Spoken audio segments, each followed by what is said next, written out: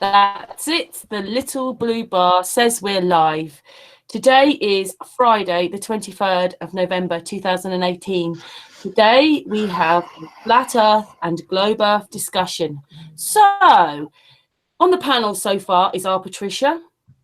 For the Globe Earth, we have Al, who's ConspiracyKatz. Do you want to say hello? Yep. Yeah, hi everyone. We have Robin, Liftin The Lid, Flat Earth. And we have MrThriveAndSurvive Flat Earth. Hello, everyone. We are still hoping for Crowxe to join us, but unfortunately, he said that he was called up back to the army and he's had to go today. So, unfortunately, he may not be able to join us. But we're here for a friendly discussion. So, thank you, everybody, for coming. And, hey, Robin, do you want to start? Yeah, I'd love to. So, good evening, everyone. Good evening, Al. I'm going to make a short case for the flat Earth, and one of the things I'd like to do, if it's okay, Karen, is to screen share.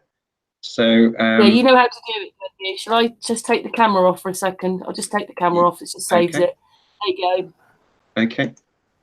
So I'm going to click share, and then I'm going to flick to another browser where I've got some slides. So let me know if you can see that. Yeah. Okay, so the first thing I'd like to explain to Al is the reason I think the Earth is flat is because I can see too far. That's my number one proof. So if I'm expecting a globe's geometry, I should be seeing and witnessing 8 inches per mile squared as I look over a body of water. The water particularly, because we kind of know its properties as well as lying flat. But if we're to believe that the Earth is curved, we have to believe in, first of all, bendy water, and we have to observe 8 inches per mile squared of curvature. So this skyline here in Chicago, with the Sears Tower on the left, which is 1,700 feet tall, should be hidden behind the 1,800 feet of curvature, which is the actual amount if we work out the 8 inches per mile squared. Now, since we can do observations like this all the time, there's nothing stopping us going out and doing this ourselves. So I've actually done that in my local vicinity. I've looked across from Weston-super-Mare and I can see Ilfracombe, 43 miles away. That should be behind between 12 and 1,400 off the top of my head feet of curvature. Since this moment, it's made me look even further, and I've since seen experiments which take us way, way, way beyond that sort of 1,400 feet of curvature. So, for instance, we can see with an infrared lens, this image here, which is the California skyline, 100 miles away, because the infrared camera filter takes out all refraction, atmospheric lensing, and any mirage effects that you might normally see on a hot day or where there's high humidity. So this image here absolutely defies the logic that we should be seeing 8 inches per mile squared of curvature.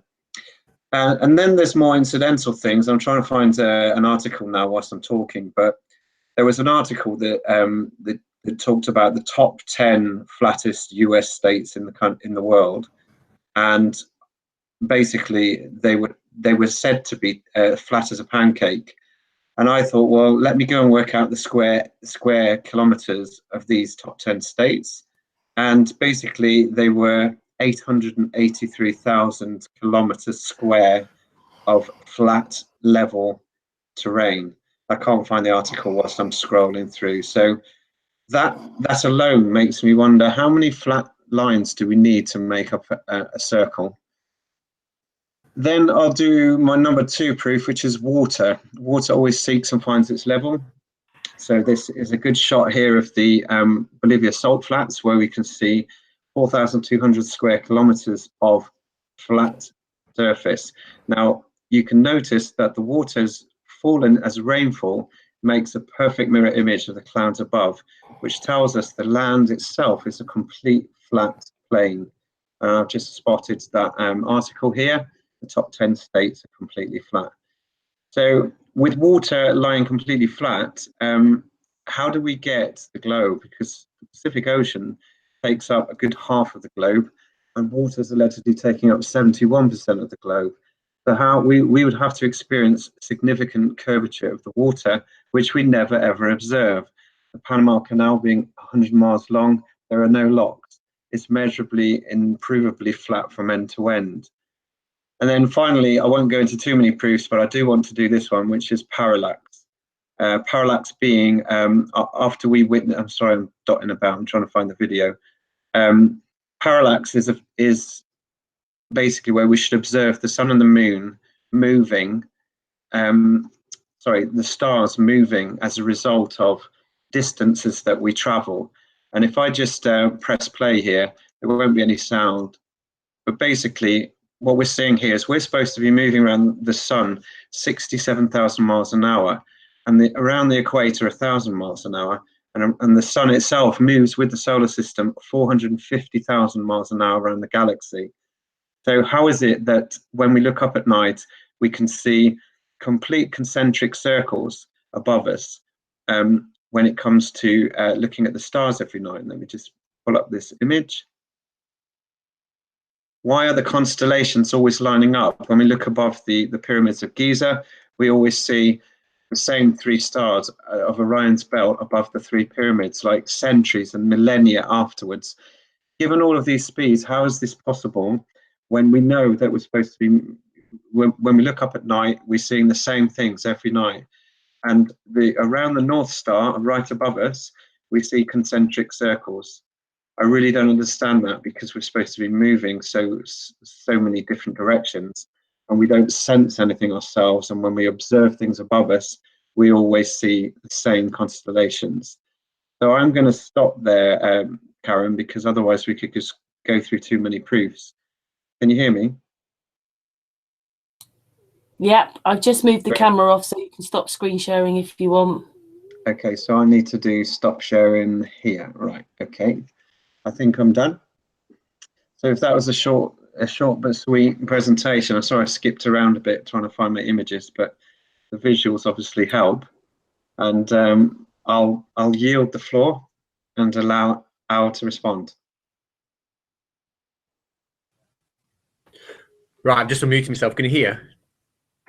We can hear you. Oh, fantastic. So, I mean, how would you want this to go? Because I know this isn't like a big heated debate, it's more of a discussion. Do you want me to respond to the points that were made and give my point of view? Or do you want me just to tell you why I think the Earth is a globe? How do you want it to go? Well,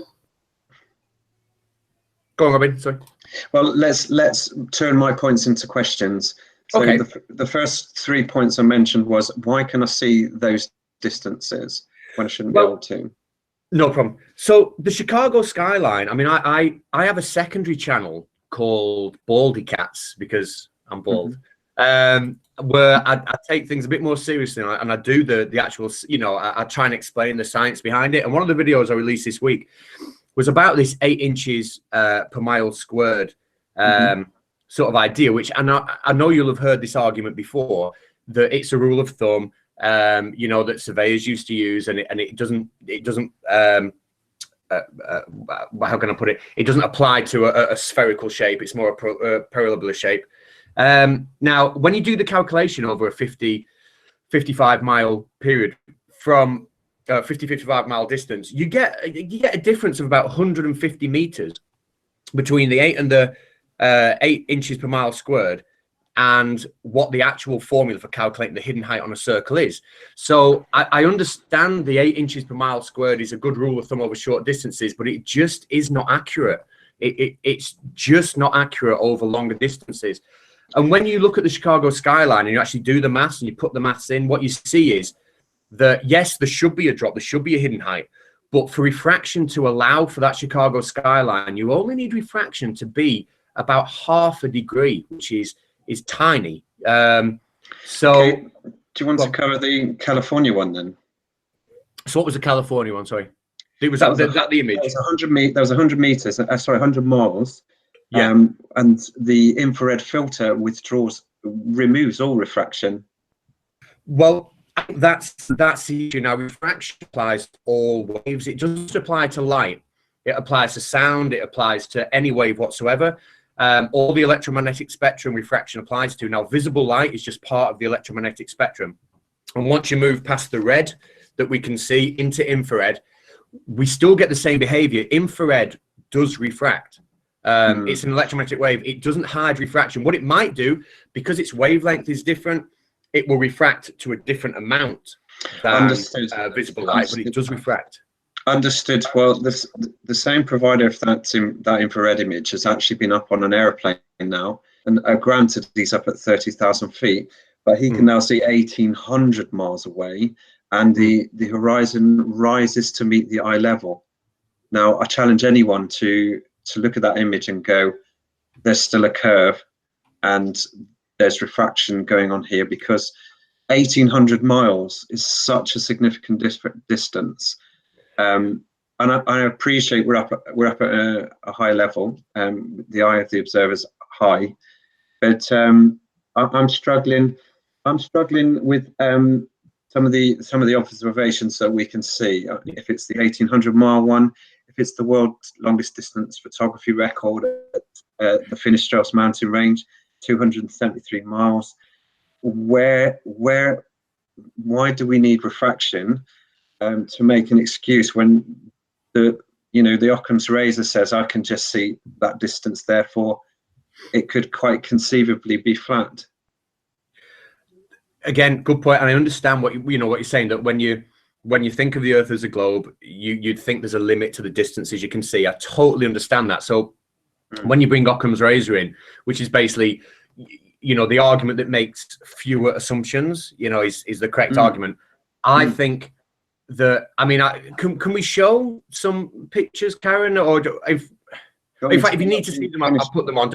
It's not an issue. If you need to see them, I'll put them on. But refraction is a real thing. Refraction does happen. I do it. In my teaching career, I've refracted light in all sorts of ways, hundreds and hundreds of times. So refraction isn't an excuse. It's not something that just happens in the science lab or in a school classroom. Refraction is something that just happens. And we can't get away from that. I accept that. I accept that. I accept that the Meta. Yeah, have you heard of Metabunk website? I've heard of it. Yes. So that's Mick West, who we would probably put a crucifix up to and say, he's the arch shill. But no, in just an aside, this website is allegedly used to take into the eye of the observer and also refraction. So when I do my calculations, I actually go there just because it's doing most of what we're supposed to. I think Nathan Oakley recently has actually found out that it's not taking into the law of perspective, because there are further reductions in what you should be able to see due to perspective. But that aside, Al, because I don't want to introduce a third variable, let's just keep it where it is, which is over a given distance. I accept that refraction comes into play, but what I'm struggling with is over 100 miles, I should be seeing, according to the 8 inch per mile squared, over 12,000 feet of curvature. That's a significant amount, and I'm struggling to allow refraction all of that distance to keep that visibility from top to bottom of, be it a mountain range or the Sears Tower, whatever. I totally understand that, and I think if you were to be able to provide me with an example where we had an observer height that we actually, an observer height that we absolutely knew bang on, and you could show me the photograph of it traveling that distance, then knowing the observer height is what I'm saying is a massive thing. And if the observer height was at sea level and we could see that distance, and I'd be asking, that's quite a chance for, quite a stretch for refraction to do that. But I've never seen one with an observer literally stood with their eyes, if you like, halfway into the sea at sea level, seeing that distance. So my personal opinion is a lot of these pictures rely on, and again, you said it yourself, the 8 inches per mile squared, it doesn't hold up over long distances, and we're not taking into account the observer height, and refraction is a real thing, and they do all combine together. Understood. There's a very good example supplied again by Nathan Oakley and Ranty and a couple of friends who not only could observe the Isle of Man from St. Bees, but they could also see a mountain range in the background over 50 miles away. And what they did with an AutoCAD package was to model using the curvature, using the circumference as a start point, the curvature.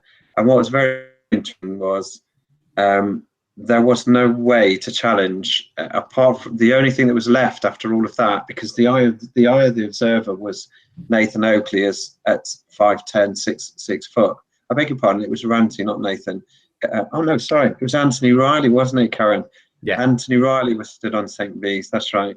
And I think Ranty got involved to help, and Nathan, that's right, hosted it on his channel, that's right. So basically, that observation is a very strong one, because all you're left with, because we knew the height of the observer, we modelled the curvature with AutoCAD. All you had left, therefore, was refraction. And I'm really struggling that after 50 miles, you'd somehow wiping out 1,400, 1,600 feet of curvature. I'm really struggling with that one. Well, with the St. Bees, because I know Anthony Riley, we text each other quite a bit, quite regular. I think he's a bit fed up with me at the minute. If he's watching, I know you're fed up with me, Anthony. But come on, we'll talk again. But in June, I had a chat with him, and he invited me over, because we don't live that far away. We live about 35 minutes away, and he invited me over so we could do that St. Bees observation. And so far, it's not happened. I'm sure it will at some point. We'll go over and do it. And you know what? If I turn up on that observation and I have a look at that observer height, and I put it into the calculator, and I calculate the angle of refraction, and I think, you know what, refraction won't account for this, then I'll hold my hands up. But I will be going. I'll be doing that observation. Good for you. And you must also look at FE Core's website, because they did the Lake Balaton laser experiment, which has been well documented. And I forget the exact numbers, but I'm pretty sure it's 40 miles and over as a laser experiment. And that was done in really cold conditions. So we know we didn't have any atmospheric lensing, or the very minimal lensing. And that was observed and witnessed. So 40 plus miles again is 1,200 plus feet of curvature. And like I say, I'm just struggling with all of these examples: hot, cold weather, longer distances. I really urge you to look at J Tolan 1. That's the letter J, TOLAN 1, the number 1. That's his YouTube channel, where he's got the infrared lens. Because I hear what you're saying, that all waves refract.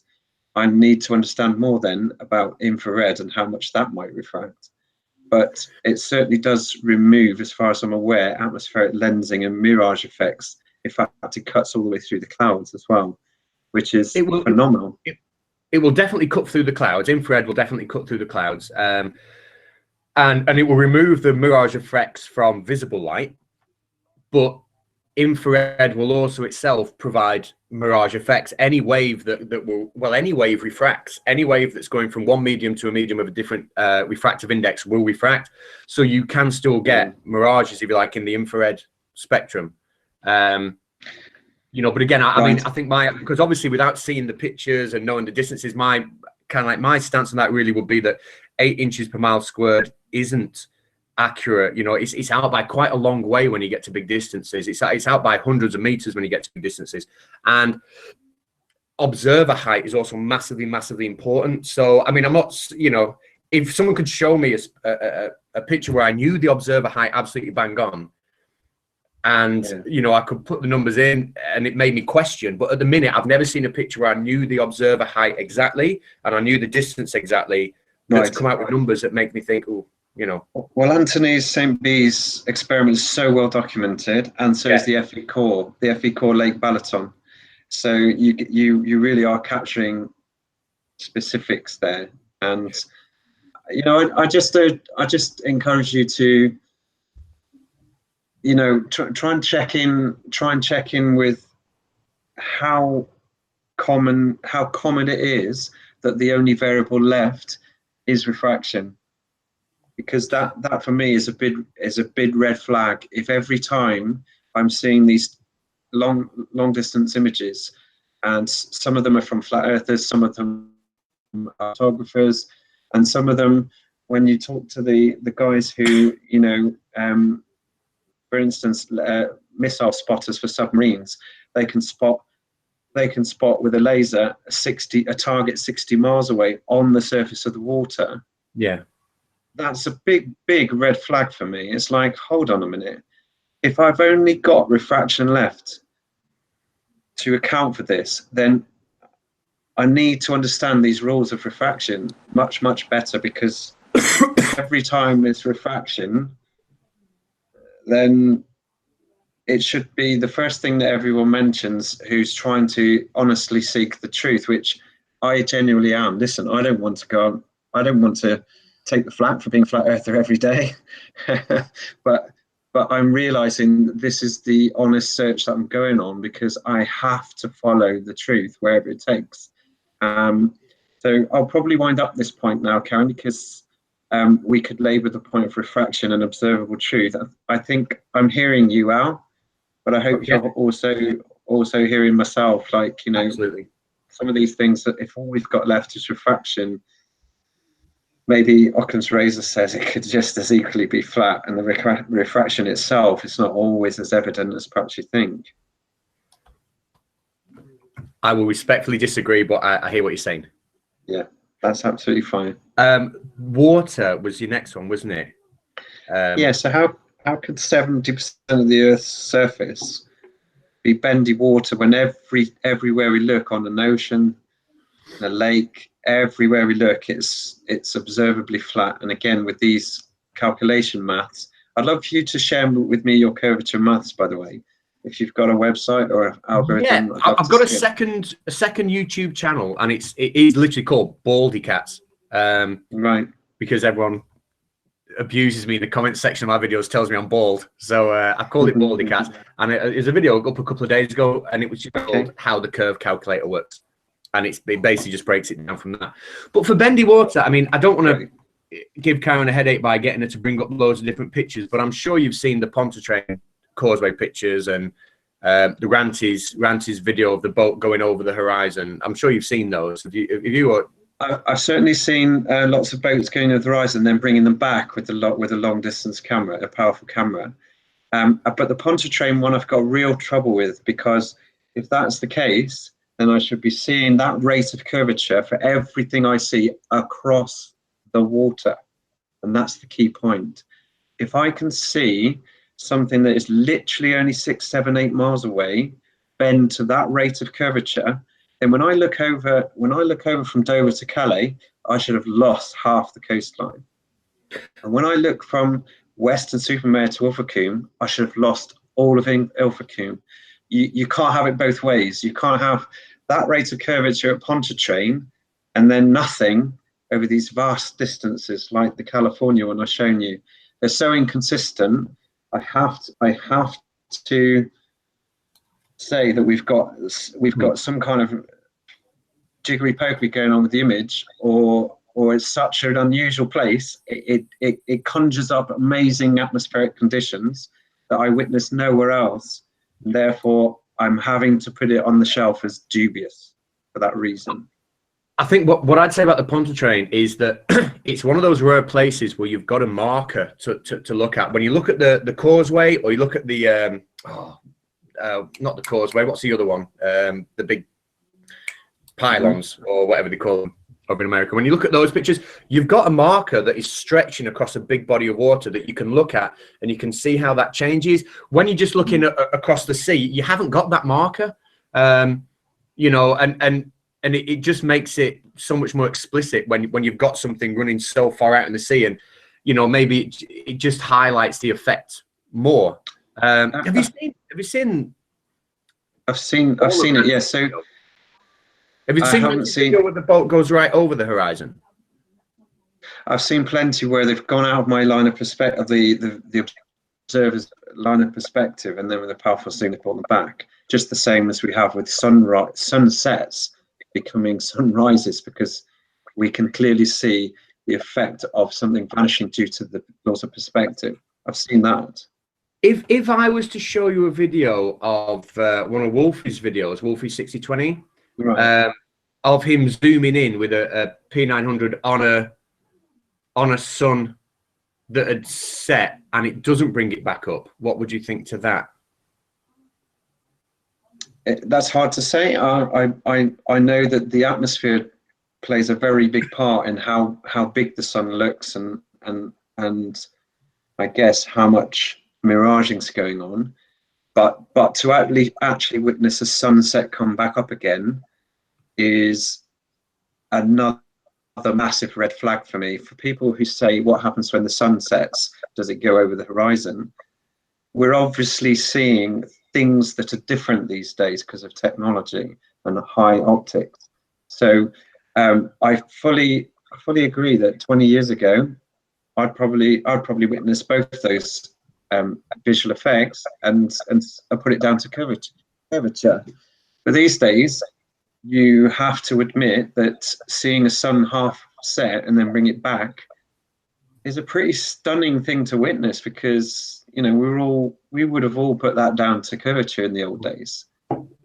Equally with a boat going over, that's the important thing, because don't forget that the boats going over the horizon was an original proof before we had the powerful cameras. We had the Bill Nye lesson, didn't we? The boat going over the horizon. And that, for me, now is such a weak argument, because we can bring those old observations, which were pre-optics, we can bring those old observations and put them to bed, because we now know we can bring the boat back. Would you mind if I put a video up? Would that be okay? Is that all right? Karen, can we possibly have link 1? Is that okay? Okay, let me just sort it out. Does Mr. Thrive and Survive want to say? Yeah, I'm going to say it, yeah. Well, I'm getting it ready. Yeah, since you're covering, or you just covered refraction as being the answer for something bending up, and it's always, for whatever reason, bending up, I'd like to ask Al a question to see if this would be satisfactory for you. Sure. I plan on going to several places, Lake Pontchartrain, probably the Salton Sea in California, and I want to test the density of the air at both the target and the receiving end. In fact, I want to have a camera at both sides, and hopefully we can get a boat in between so that we can get observations. So I want to see if this would be acceptable to someone who believes in the globe. Air density is what supposedly is what's causing this refraction.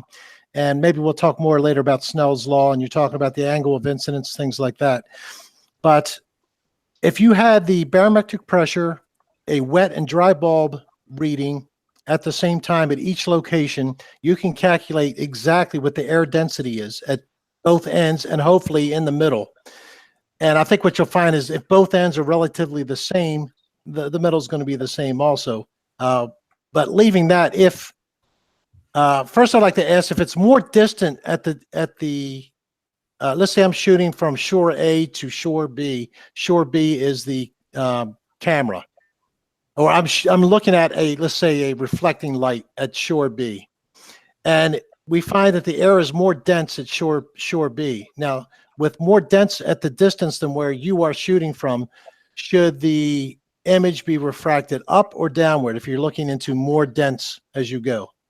Well, I actually had this conversation over text with Anthony Riley this week, and it's not about up or down. We really do have to talk about the angle of incidence in relation to the normal line. So, for example, if it's very hard to explain this that picture.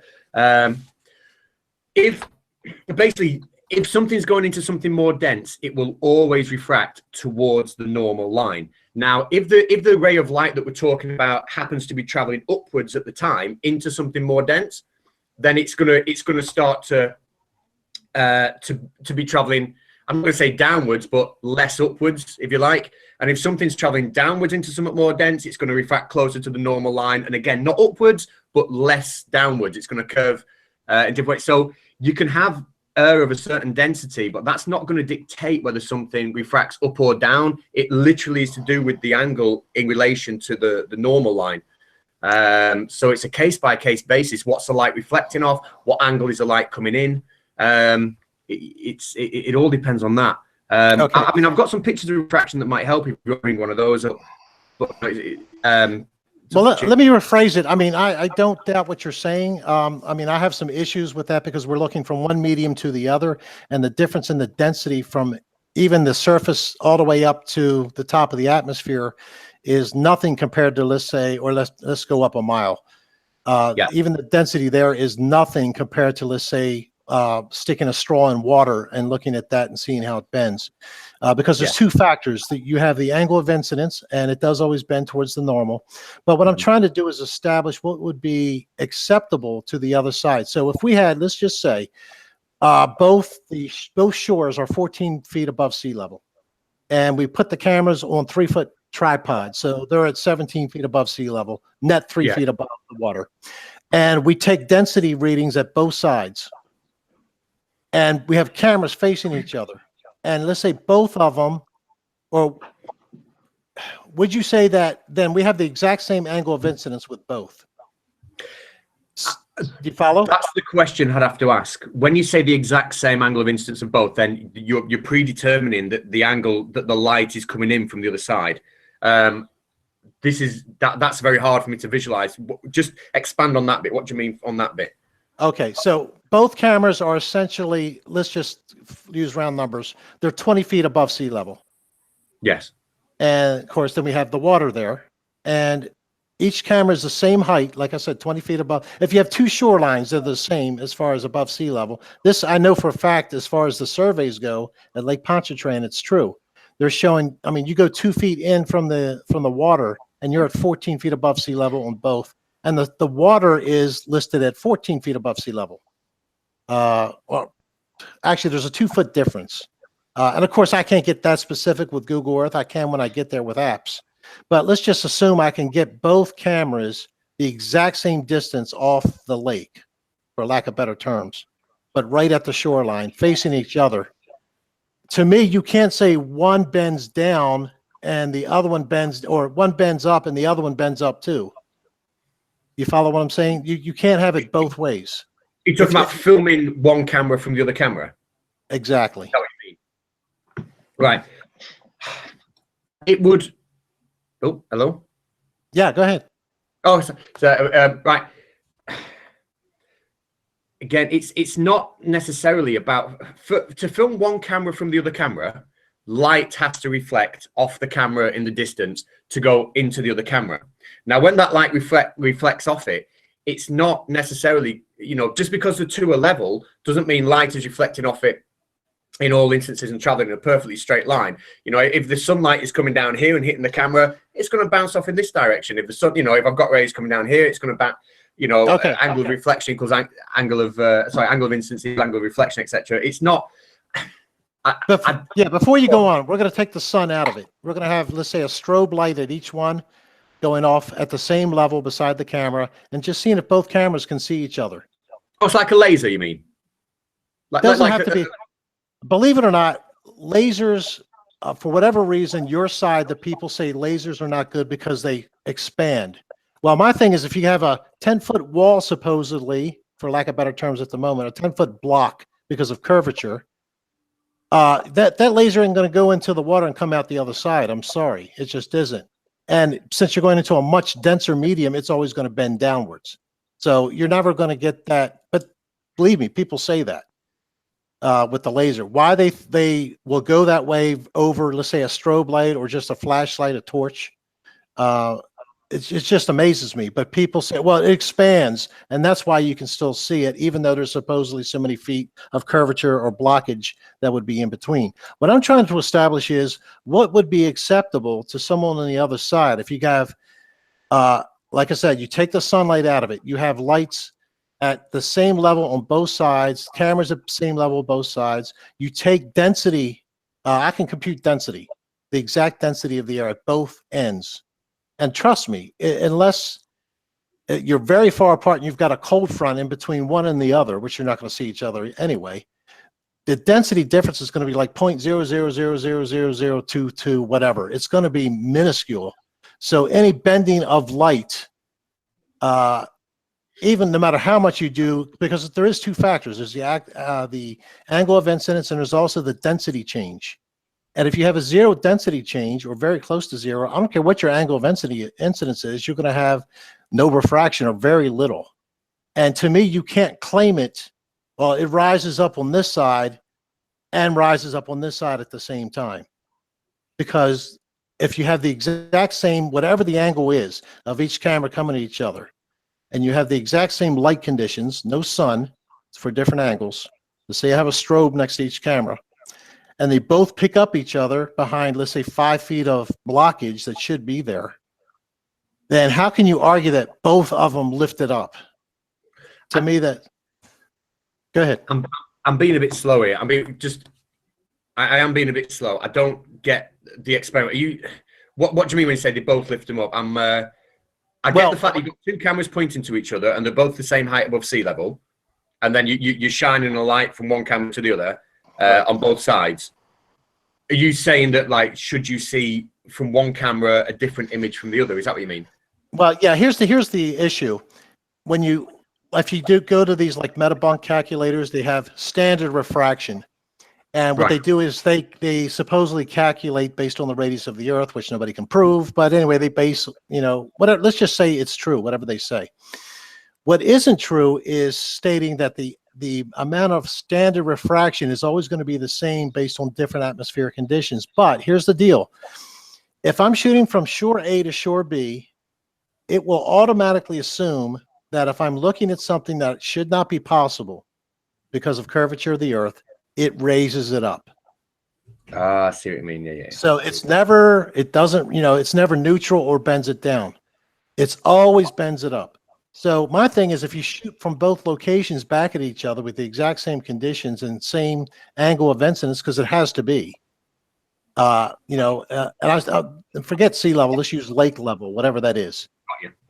If you're above lake level by the same amount of feet on both sides, and you actually test for density in the air at both locations, using Snell's law, you should be able to come up with a pretty good idea of how much bend you should have. And one of them is going to be, even by the most minuscule amount, more dense than the other. So one should bend it up and one should bend the light down. Right. I see exactly what I get what you're saying now. You're saying the light should travel in a different path from one than from the other. Is that what you mean? Yes. If the conditions are right to bend it up at a distance, looking from A to B, then looking from B to A, it should bend it down.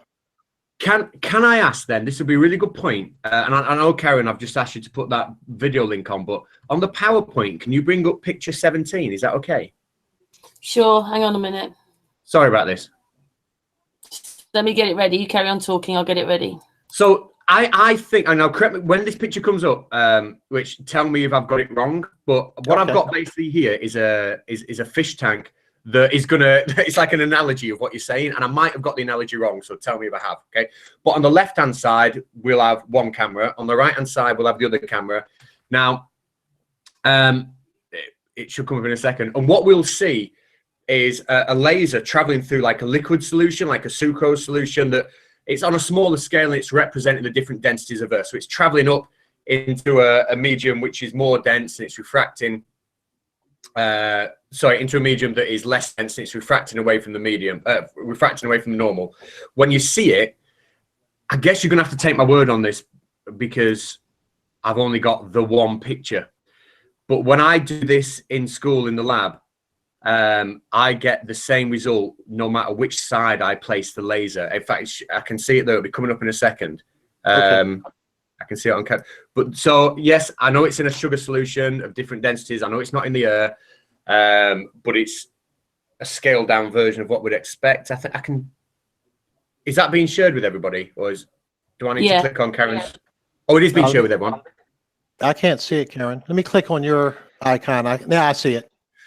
Right. So that picture there with the laser, and all right, maybe I should have taken this with the laser pointed from both sides. This was meant to prove a different point about refraction, really. I didn't think of that, but essentially, this is what you'd expect. It doesn't matter which side it comes from. The light is going to take the same path. That's what we'd expect to see. And if you look at the one below, you can see picture 18. where we've got the glass block and we've got refraction going through the glass block, it doesn't matter whether it's passed from left to right or right to left. It's going to take that same path. Does that make sense? Yes. And I think, I don't know, is that what you mean? So why is this doing that? Now, is the solution uniform throughout? No, that in picture 17, which isn't my picture, by the way. I don't want to claim credit. I've done this loads of times. I've done it in the lab, but I Googled that picture rather than spend an hour letting the sucrose solution settle. All right, so that's not my picture. I'm not going to take credit for it.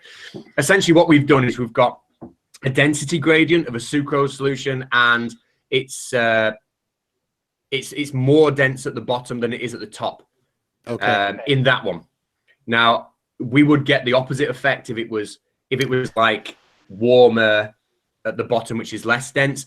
You know, we could have the opposite effect with the laser. But yeah, whichever side you put the laser in, you're going to get the same path if you put it in at that same angle. Okay, it looks to me like the angle is pretty much, it's a pretty steep angle heading up. It's not like a zero angle of incidence, or not even close. Is that correct? Sorry. You're shooting at an angle on purpose, or whoever did it. Yeah, but the reason for that is scale. Obviously, when we do in the lab, fish tank we use is about a foot long. So obviously, you're not going to get, if you put it in at almost level, you're going to get very little refraction over 1 foot. But if you think about 20 miles, 30 miles, 40 miles, how many of these fish tanks you could get in a 30, 40 mile kind of like distance, you know, it's there for scale. That's what I'm saying. We wouldn't have to use anywhere near that angle. You might get, what, a couple of thousand fish tanks, which would mean we'd only have to use a couple of, you know, a thousandth or a 2,000th of the angle that we're using there to get the same effect over a long distance.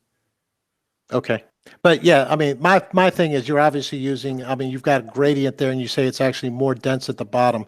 This is like almost exponentially beyond what you'd ever get in the lower parts of the atmosphere, shooting pretty much vertically. I mean, horizontally.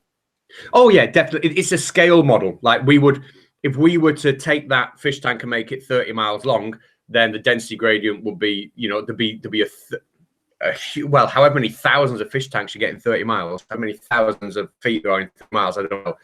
Then yeah, it will be scaled down to that, definitely. Okay. So you would see it all at angle on fish tank now. So in this case, what you've got is you've got more dense at the bottom. Yeah. Which is actually, I guess, well, I don't know the angle, but it looks like it's bending everything down. Right. It's bending towards, it's bending away from the normal. So when we shoot, because it's denser at the bottom, when the laser leaves the tank and it's moving upwards, when I say the normal line, I know you know it. I'm just wondering, does everyone in the chat know what we mean by the normal line? Is it worth mentioning that, or? Probably. Yeah, go ahead.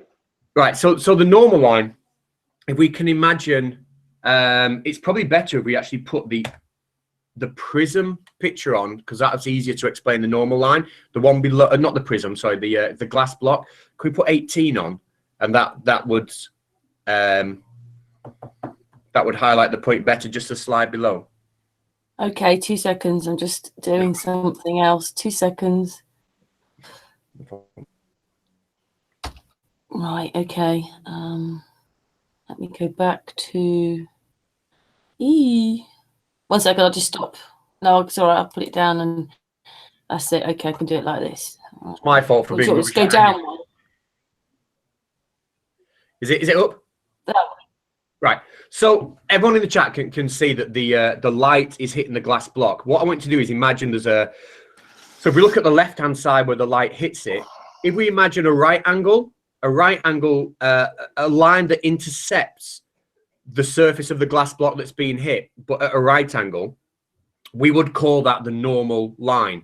And that normal line, imagine it going straight through that glass block. Right, so it's at 90 degrees, it's perpendicular to the surface of the glass block, and it goes right through. And we can see that as the light travels and hits the glass block, it is trying to get closer to that imaginary perpendicular line when it becomes more dense, more optically dense. And when it comes out the other side, then it's refracting away and it's going away from that imaginary 90-degree line.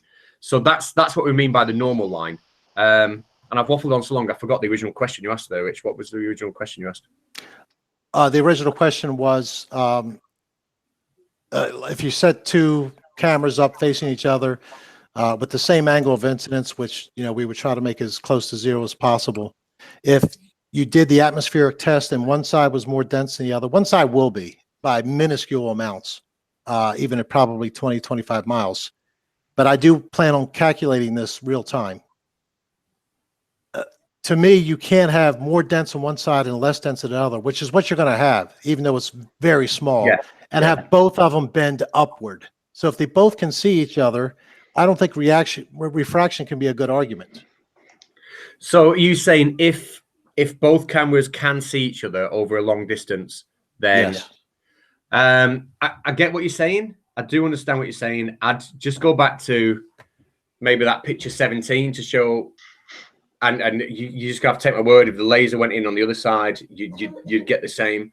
But then again, it's so difficult what you're saying, because if you're doing that over a long distance, if you're doing it over a body of water, you know, that's level, even the surface temperature at different parts of that long distance, to me, it's not an experiment you can control, if that makes sense. You know, you are going to have different densities.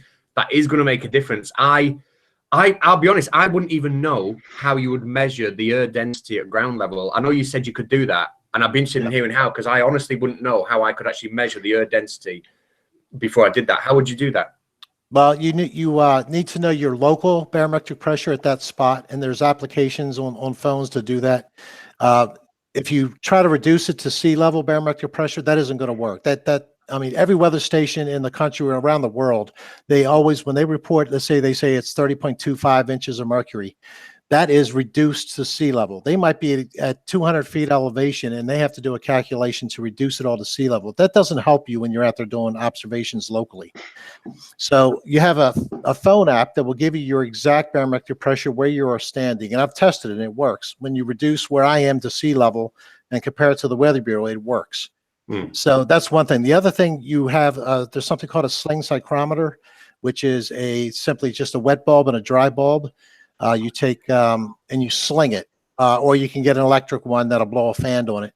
But what that will do is you'll get a dry bulb and a wet bulb temperature. And with those two and the barometric pressure, you can compute the exact density of the air at that location. And you get specific humidity, you get different things like that. Normal things that people would use, like relative humidity, which is highly variable over distances. So if your Weather Bureau is 15 miles away, or probably further, let's say 50 miles away, and they're saying 80% humidity, you could be 60% where you are. So it's very important to do these things locally. And hopefully I can have a third, someone in a boat in the middle taking those measurements at the same time, so that we can get density all the way through when we do the measurement. But there'll be no doubt we'll be able to calculate, and it's a complicated formula. Luckily now we have online tools, we can just plug it in and get it. But we used to use a slide rule in the Navy when we calculated it. But you know the exact air density, and it's very accurate, because the pilots on an aircraft carrier, they can't miss by 1 foot too short, or they slam into the back of the carrier. So it was very important to be able to do those calculations. You also get something called pressure altitude, which we don't need to calculate. But like with that tank you were showing, it's like on an angle like this. We're going to be if they're both the exact same height above sea level or above lake level, then our angle of incidence will be, it can be calculated, I guess, through the distance, but it's minuscule. And then when you put in the difference in the density of the air, you're not going to be able to claim rising images on both sides. I'm sorry, you're just not going to be able. Now, yeah, if you're shooting at an angle like this and you purposely have more density down there, yeah, you can get the effects you have. But this is not where we're going to end up in the atmosphere. I mean, what you describe is a really complicated experiment, and I'd love to see how that pans out. It's certainly something I wouldn't want to take on. But if there was a curve between, you know, assuming the Earth is a globe, which obviously I believe there is, if you've got those two objects above sea level at the same height and they are pointing straight, then by the very definition that the fact that the Earth is curved, the light is going from one to the other via a slight angle, isn't it? Like there'd only ever be pointing directly at each other over a completely flat plane. If there was a curve there, any kind of like laser you shot from them, etc., would be going out at an angle. Yeah, you get two answers. If you believe the Earth is flat, then you have zero angle of incidence. If you believe it's curved, you're going to have some. It's just the way it is. Now, you could also adjust for that. You could make one side higher to compensate for, and that might be something I do too, take pictures or film with the angle of incidence corrected.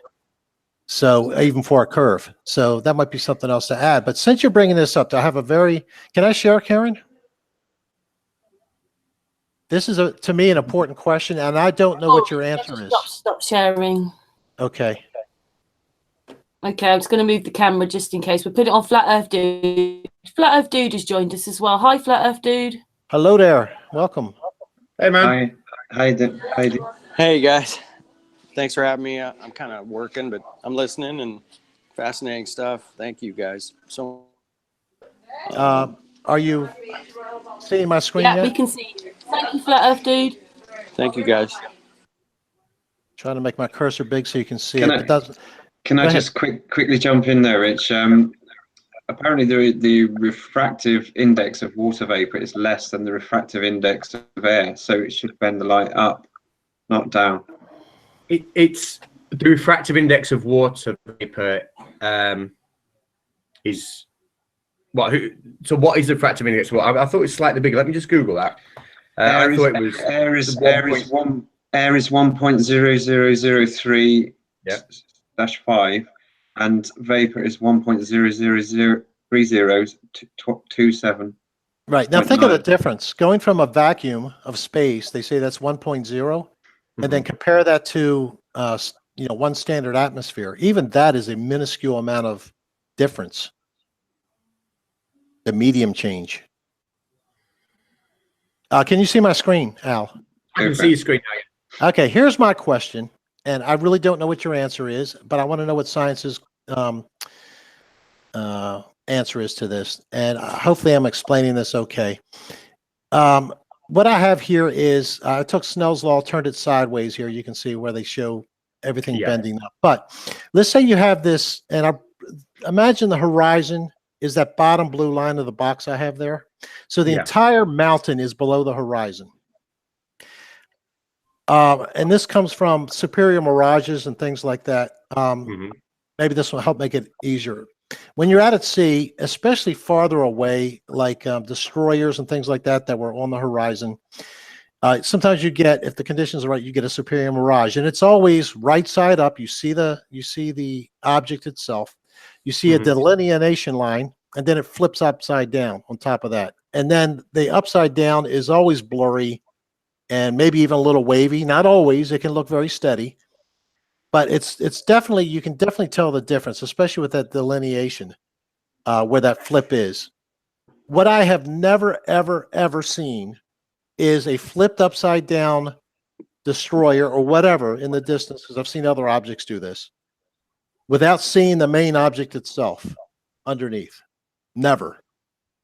So my question is, and even with people, Soundly has a video, and I've shown it, where he shows the superior mirage of Chicago, which is obviously different than the Noricki photo. It shows the regular, now his was taken on a hazy day at Chicago, but it shows a regular right side up buildings, a delineation line, and then an upside down Chicago on top of that, which to me was beautiful because it shows the difference between that and the Noricki picture.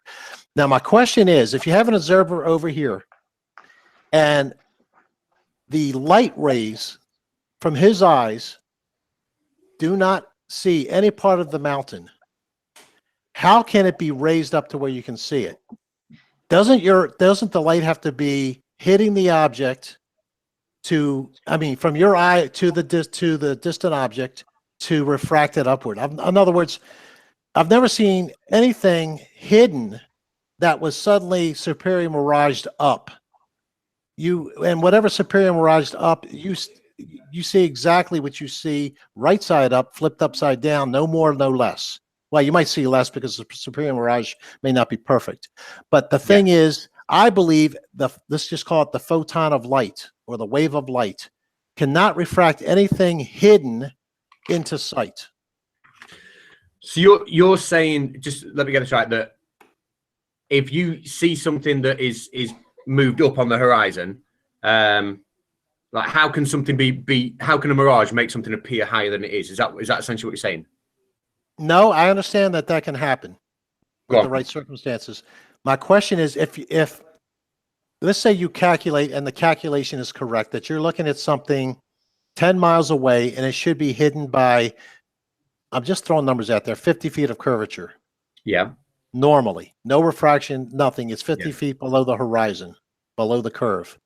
How can refraction bend that into view when you're not seeing it the first place? Because the whole thing with seeing something refracted is the light has to be from your eye to the object, and then some atmospheric conditions occur where it bends it upward. Okay, sorry, go on. So just the bottom line is, I don't think, unless it can be explained, and I could be wrong, but I don't think anything that's normally hidden can be refracted up into view unless you can see that to begin with. I understand. So I didn't mean to talk over. That was the lag I talked about before. So apologies for talking to you about that. Right. Two things. When you look at the picture you've got here, it on screen, it does look as though the picture itself, this is for people in the chat. I know that you know this isn't what's happening, but it does look as though the light is coming out of the guy's eyes to the object. And we know it's the other way around. It comes from the object to the guy's eyes. I would ask Karen if it's possible to again go back to picture 17. Is that okay? Yeah, I'll stop sharing, Karen.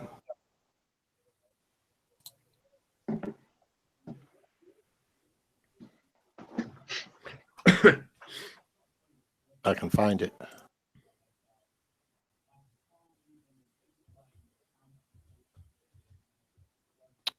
There we go. So yeah, picture 17, the one with the fish tank again.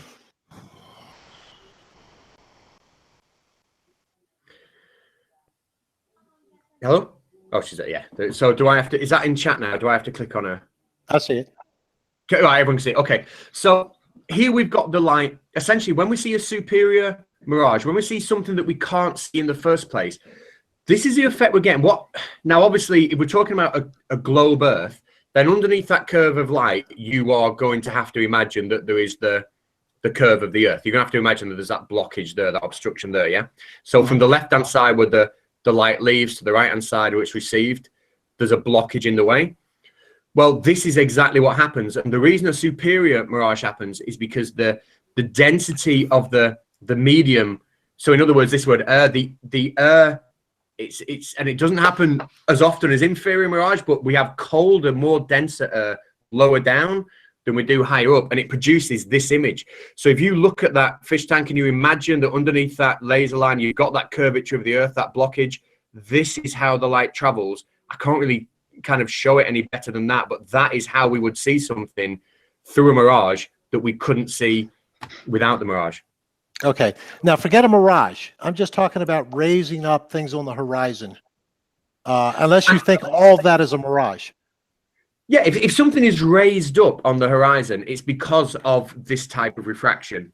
Yeah, and it may not always be as extreme as what I'm showing in that picture, but at the end of the day, when the light enters your eye, the image appears to be, now this is difficult, but if we can, I can't show it from, I wish I could screen share, but our brain perceives the image according to the angle that the light enters our eye. So if we look at that right-hand side of that green image, the right-hand side, right? Now, when we see it striking the side of the fish tank, if that was our eye and we were looking along that line, our brain doesn't perceive it to be curved, right? Our brain perceives that line to be straight, and it's what we call a virtual image. Our brain just perceives it to be in a place that it isn't because of the angle that the light is actually entering our eye. So you're saying that the image can be below, and light is not. I'm looking for that Noriki picture where they use the explanation. I have it actually. I'll share that in a minute. But and I'll tell you what's wrong with that. So what we're saying here then is a superior mirage. It flips it upside down, but this case, it's not flipped upside down. It's just raised. Is that what you're saying? Yeah. Now imagine, you know, you know, I'm no Bear Grylls. I don't know if you get Bear Grylls in America. Do you know him? No. Oh, he's like, he does these survival shows where you trap him in a desert or a forest for like weeks on end and he survives. But like these people that go out and try and hunt their own food and they have a spear and they walk into the water and they see a fish and they try and spear the fish and kill it. I'm sure you've heard that they don't aim for the fish. They aim for just in front of the fish. Right. Because the virtual image of the fish is the way the light is entering their eye tricks the brain into thinking the fish is somewhere that it isn't. And it's the same thing here. Well, my point is with that though, is the light is striking your eye in the first place to cause that illusion that it's in a different place. I don't understand how, if your eye can't see that in the distance in the first place, how can you get that mirage that it's in a different place, or that illusion, I should say, that it's in a different place? I don't understand that. I'm just wondering, now I've not got a PowerPoint for this. I can sketch it for you and show you, but is there any way that like no one wants to see my ugly face, but if my face was on full screen, then I could maybe show it as a diagram on camera. Would that help? Is there any way we can do that? That's all right. I just put the camera on you, the box on you. There you go. Right. So is my my ugly mug on screen? Yes, yeah. It is. Right. That's not a good way to answer. I know. Answer the question. You're doomed no matter how you answer. Can I? Go ahead. You do that. I want to show you how they explain this Chicago from 55 or 60 miles. Yeah. And it's impossible. I just want to ask Al, would you agree that the atmosphere above water consists of more humidity stroke, precipitation than the air above it? More water vapor, yeah. It'll be more humid, yeah. Yeah, so that is less refractive than the air, so the light will have to bend up. And again, it's not about bending up or bending down. It's about what direction is the light coming in relation to the normal line. Sure, but if we talked about the Balaton experiment and Rich's idea cost puncher train, then the water vapor immediately above the air will cause the light to bend up. Again, to me, I struggle with the term up and down. It depends. So, for example, I mean, can you see? Right, can you see this? You can't, can you? That's not coming clear at all, is it? Let me see. Yeah, I can see it. It says it's the person with a curvy line. Let's bring that up a minute. Okay. Right, I'm just wondering if I should get a pen that will. Is that showing clear enough, or is that? Just hold it still, and we'll maximize. Don't go too fast moving it. Right. That's right. I got it.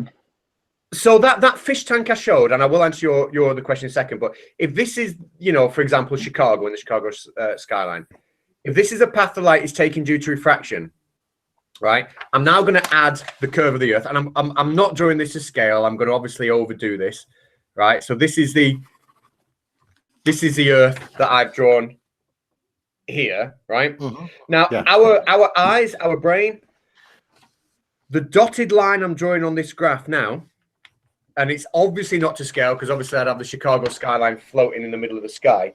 But that dotted line I've shown is where our brain perceives the virtual image to be, because the light is entering our eyes coming down in this sort of angle. So our brain kind of tracks the light because it's used to seeing light, and it perceives the virtual image up here. So even though we can't see Chicago, the Chicago skyline to start with, the way the light enters our eyes makes us perceive it to be higher than it is.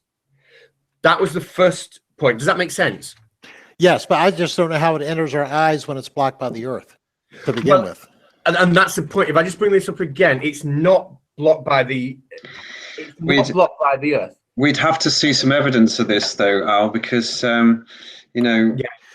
we can't avoid the fact that the water vapor above the water would make the light bend in that direction, up away from us that way, because that's the refractive property of water vapor. it is less refractive than the air. So Well, It wouldn't bend down. well, if it's more water vapor, it's actually less dense. yeah.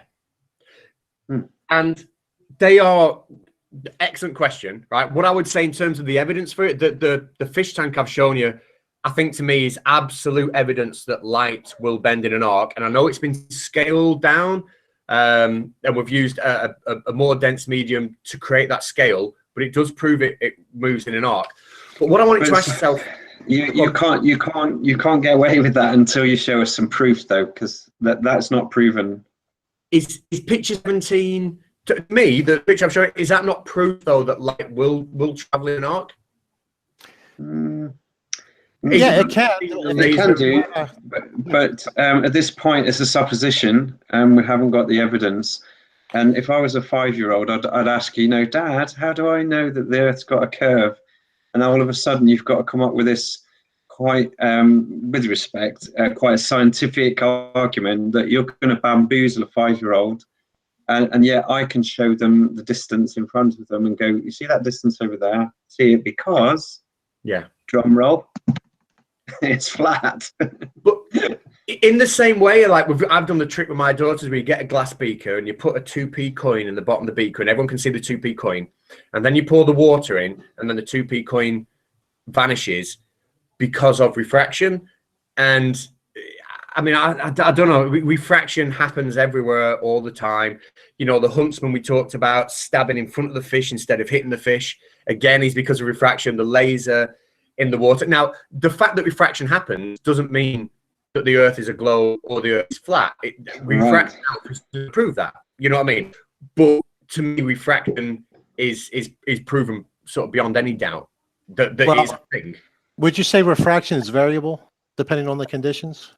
Massively variable, yeah. All right, here's my issue, and people have told, I don't have this myself, but people have told me that they have these telescopes and they just type in the name of the star and the telescope whirls and goes and finds it, puts it in the eyepiece. And I've asked them, I said, is that, if you pick a star, let's say 15 or 10 degrees above the horizon or even up high, or the moon or whatever, they say, yeah, it goes right to it. And then it'll track it if you got the right mounts. Well, my thing is how does it do that over and over and over again? If this refraction is constantly changing, it always finds the star. Yeah. And we don't have these big variable sunrises, sunsets, moonrise, moonset, which would, to me, if you're going to bend something only 60 miles away, if you're going to bend that up, in that case, well, I'm going to screen share in a second, really 5,000 feet to get what you actually saw there. Then you should have great variableness and never, you should maybe one out of 10 times have a telescope that actually finds the star or the moon and centers it, but it does it all the time. So that tells me that whatever they figured for refraction is pretty much, it could be a great number, but it's always the same. It's very little variableness because they tell me, like I said, I haven't done it myself, that they just type it in, boom, hit the button, and it goes and finds it and centers it. Yeah, I've had one of those telescopes myself, and I'm literally like the world's, when it comes to astronomy, I'm genuinely one of those where they say, if you can't do it, teach it. Because I taught all the theory, but you put a telescope in front of me, and the caretaker of the school had to show me how to set it all up. But we had one of those, and it was one where you triangulated it with 3 known stars in the sky, and you'd hit a button, and it would just point to Saturn, and it would track it. It would point to Mars, and it just would track it. And I understand what you're saying, that the light coming through the atmosphere would refract and it would go up away from the norm because it's less dense. That's the point you're missing. It would bend up because it's less dense and it would bend away from the normal. Upwards. Well, again, just for refraction, just going back to refraction, it's not about bending up or down. It's towards or away from the normal, depending on away density. From the medium. It would go away from the medium, so it's impossible for it to go down around the curve. Yeah, my issue is it's always the default is it always raises it up. Can I screen share real quick, Karen? Then we can leave this point. I didn't mean to go this long in it. But yeah, the water, if it's sure. people don't put it over to flat Earth, make sure. Okay. But yeah, screen share. Rich. Okay. Yeah. People don't understand that more humidity or more if I can get my I lost it.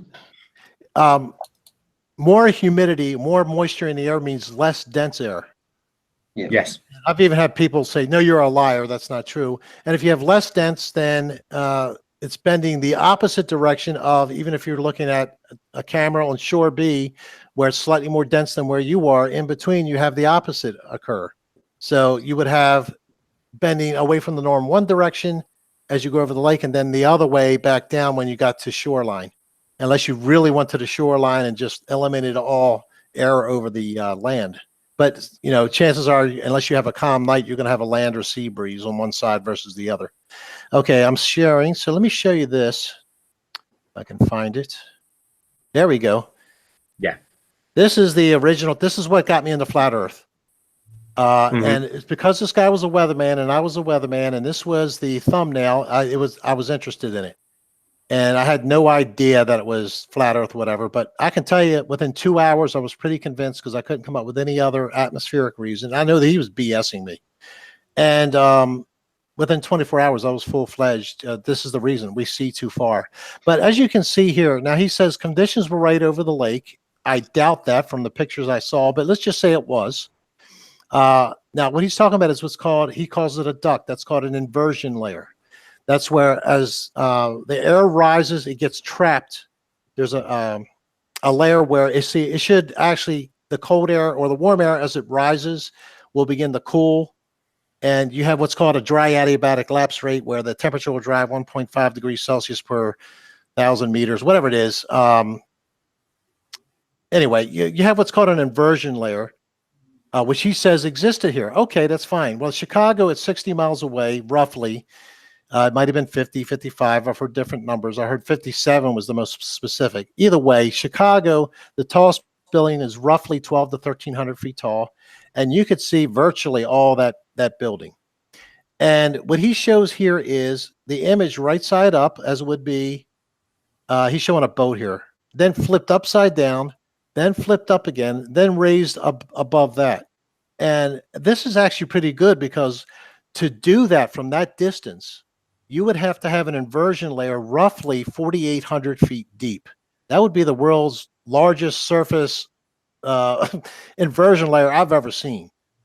But in this case, you would have to have an inversion layer, then you'd have to have a little break, then another inversion layer, a little break, another inversion layer to actually get what he's showing here. And all that from the surface to 5,000 feet, which is, I've never seen it, ever. But he's correct with whoever gave him this graphic. Trust me, most weathermen, 95% of them don't even know what they're talking about. They call the National Weather Service, or they have a private weather company that says, okay, here's how you explain this. So it's absolutely a lie. I've never seen an inversion layer do that, then have a little break, then another inversion. And that's what you would need at that distance to get Chicago look like this right here. And of course, we've all seen this image, probably sharpened up better than that. There we go. Now, this is the tallest building. I think it's 1,200. Don't quote me on it. I think it's 1,280 feet, 1,287. And you can see quite low to the ground here. So again, not only would you have to have an inversion layer 4,800 feet high, but then it just so happens that it puts it right at the horizon level and right up. And there's a couple things to me that just don't make sense with this, where you would get that kind of effect. When you have, if you have a deep inversion layer, that is very conducive to fog, stratiform type of clouds, not really excellent visibility at this distance. Now, Soundly has one where he shows an inversion, but it shows the exact same thing, but then an inversion on top of that upside down. And where he is, it's quite clear and windy, which is opposite of what you would get through an inversion. But Chicago itself, in his picture, is very, you would not call visibility even near that. The way you define visibility is how far you can see an object clearly against its background. And this, you could actually say this is 60 miles visibility or whatever the distance was, because you can see it clearly against its background. However, in weather, you're not allowed to call beyond 30 miles. But I would, if I saw this, I would call 60 if I was allowed to. But to me, just the conditions didn't look right for a deep inversion, like he said.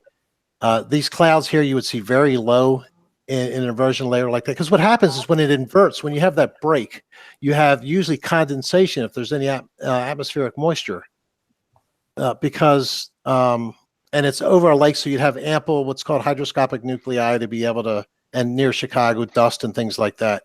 It's just, to me, when you know weather, this makes absolutely no sense that what you're seeing is raised up so that it appears like this, because you'd have to have nearly a 5,000-foot inversion layer for this to work. And to me, that's an impossibility. And Rich, we've also seen really good 24-hour time-lapse photography of this, where the atmospheric conditions are changing all day, and yet all you can see is a slight raise and fall of the water. It's certainly nothing anywhere close to what it should be in terms of curvature. Right, and we've also had Rob Skiba get in a boat from nearly the same position, zoom in on Chicago like this, and he went the entire distance across the lake and kept filming, and it never changed, it never inverted, never raised and lowered. And he showed absolutely, without any doubt whatsoever in my mind, that he was looking at the actual picture of Chicago from 55 miles away. So on a day-to-day basis, every single day, are you saying that you stand at the shore of Lake Michigan and see the Chicago skyline? No, but the only times you can't see it is when visibility isn't good enough to see that far. When you have good visibility, my understanding is you can see it any day as long as the visibility is good. I'd say the diagram he had at the beginning, which is what I was trying to draw before when I had that lame piece of paper in front of the camera, I'd say that is what's happening. And when we look at the layers in the fish tank, that to me, respectfully, that is what I would say is happening. Okay. Respect. For what do you say, 4,800 foot? How did you calculate that height for the inversion layer? Because when you, I can't remember what the curvature was from that distance, but you would have the entire Chicago skyline totally hidden, 100% of it. So I just took the top of the tower, and the first time it would be inverted upside down. That's what he was saying. He's saying it was a superior mirage. And then you had to again invert it again to make it right side up the way we see it. So, Rich, can I just ask you? You're showing I'm not sure if is the link out of the Hangout. I'm just a bit paranoid. It's not. It's gone, Karen. You're showing the Hangout. Oh, there you go. Oh, the Hangout. Yeah, I was showing the Hangout. That link is probably there, but not our part. Okay. I also just wanted to go back to this point, Al, is I'm not sure if you're avoiding it, but the water vapor is less dense, so the air will bend away from the norm, and therefore we're going to see we cannot have light bend round and down round the curve as per your diagram. It would have to bend the opposite direction. Obviously, you know as well as I do that atmospheric conditions change all the time, and it is true that the bulk of the time the earth heats up the air above it and makes it less dense, or water vapor above the water is going to make it less dense, right? And we get a certain type of refraction. But in rare instances like the Chicago skyline, we get the opposite. We get the denser air at the lower, at the lower level, the lower altitude. And that's why we don't see it all the time. That's why we don't see the Chicago skyline all of the time, because atmospheric conditions change. Well, just because it's cloudy. But if the clouds go away and on a clear day, even on a humid day and on a really crisp and freezing day, we can see that skyline all day long. Now, I'm struggling with quite a few of your arguments today, because on the one hand, you're saying I can see Pontchartrain, because there's this huge rapid rate of curvature. I can see it even a few miles away, and it makes things disappear. But on the other hand, you're making, please forgive me, I'm not being insulting here, excuses for the Chicago skyline, because there's an inconsistent layer of refraction which is contravening your own laws of physics, which says if we have a less dense layer of air, it should bend away from the norm. And in up and down terms, I mean not down around the curve, but somewhere different. I'd say that the laws of refraction are not inconsistent at all. The fact that we can't see the Chicago skyline on a day-to-day basis is because refraction is a real thing. You know, we can't see it on a day-to-day basis. That is a fact. We just cannot see it. And I know what you're saying. You might say, well, we can't see it on days when visibility doesn't allow. To me, that will be the excuse. The excuse will be, oh, if we can't see it today, it must be poor visibility. We know refraction's a thing. I think I've shown you with that, you know, the clip in the fish tank. We can see that light does behave in that way. But again, I see where you're going from. I take that respectfully.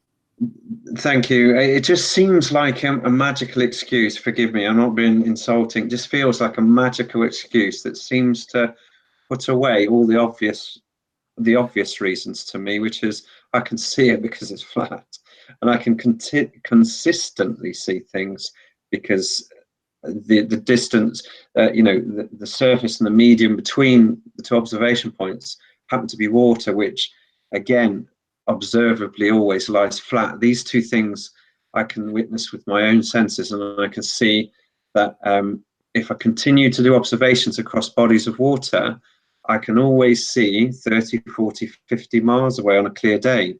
Now, we can either accept there's a magical inconsistent force that seems to bend away from the norm downwards, and that's a contradiction already, or we can just say the Earth's flat, I can see things because there's no curvature. If I'm explaining this to my 5-year-old, I know that they'll buy my presentation because it makes a lot more sense. It's common sense. I'd say to that when we talk about, you know, call it like a magical formula, I can take a glass block in the lab. I can get one of my kids to tell me the angle that I want the light to enter, that they want the light to enter the glass block. I can tell them exactly how much it's going to refract. We can work it out on the whiteboard. We can predict it. We can then put the light through the glass block, and it will every single time without fail refract by exactly the amount I predicted. Well, why isn't it doing this away from the norm in the way that you've agreed it should do with the less dense air? Because again, away from the normal doesn't mean up or down. It means it depends on the angle of incidence. Is it coming from below the normal? Is it coming from above the normal? That's going to affect the direct. It's going to get closer or further from the normal when it refracts. But how does it enter? It's not a case of up or down. And I wish I had maybe a better picture. I wish I had a better picture to show. Maybe I will next time. But it's not about up or down. It's about closer or further from the normal. And if it's coming from above, it will refract in a different direction than if it's coming from below. So we will get different refractions, whether the light's coming from above or below. But in terms of like the Chicago skyline, again, we can't see it on a day-to-day basis. We just can't. We can't see it on a day-to-day basis. And, you know, we can't always just say, well, it's cloudy today, which is why we can't see it. I'm sure. And again, I didn't know we were going to talk about Chicago skyline, but after this, you know, for next time, I'm going to get on Google and I'm going to get loads of pictures where we can actually see it's a clear day, but we can't see the Chicago skyline. But I get what you're saying. I know we're not going to agree tonight on this, but I get your side, and hopefully you get mine. Right. Okay. Well, yeah, I can safely say that there are vastly more examples on the net of visibility, you know, long range visibility with or without infrared that makes this argument look very, very, you know, slim pickings, if I'm honest, because we could either refute all the amateur photography that gives us 80, 90, 100, 275 miles and put them all down to refraction, or we could simply say there's a clear day here, I can see this distance, and you know, I'm struggling, but yeah, let's agree to disagree. Can I bring up? I know when we spoke at the beginning, Karen was about to play that clip number 1 from Ranty. Have you still got that lined up, Karen? Hello? Hello? I just couldn't unmute myself quick enough. I do have it there. I'm just trying to get Crowxe on. He's going to have a go at coming on. He's got the app and he's sort of joined the Hangout, but he's not actually on the panel yet. But anyway, he's in the chat room. If everybody can see him. This is massively. Anyway, yes. Yeah, clip number one. This is massively unprofessional for me, but I do need the toilet. I know I went before we started, but I definitely need to. I will be like 30 seconds. But if we could possibly have that clip when I come back, that would be amazing. Okay. Thank you. I'll have a go. Cheers.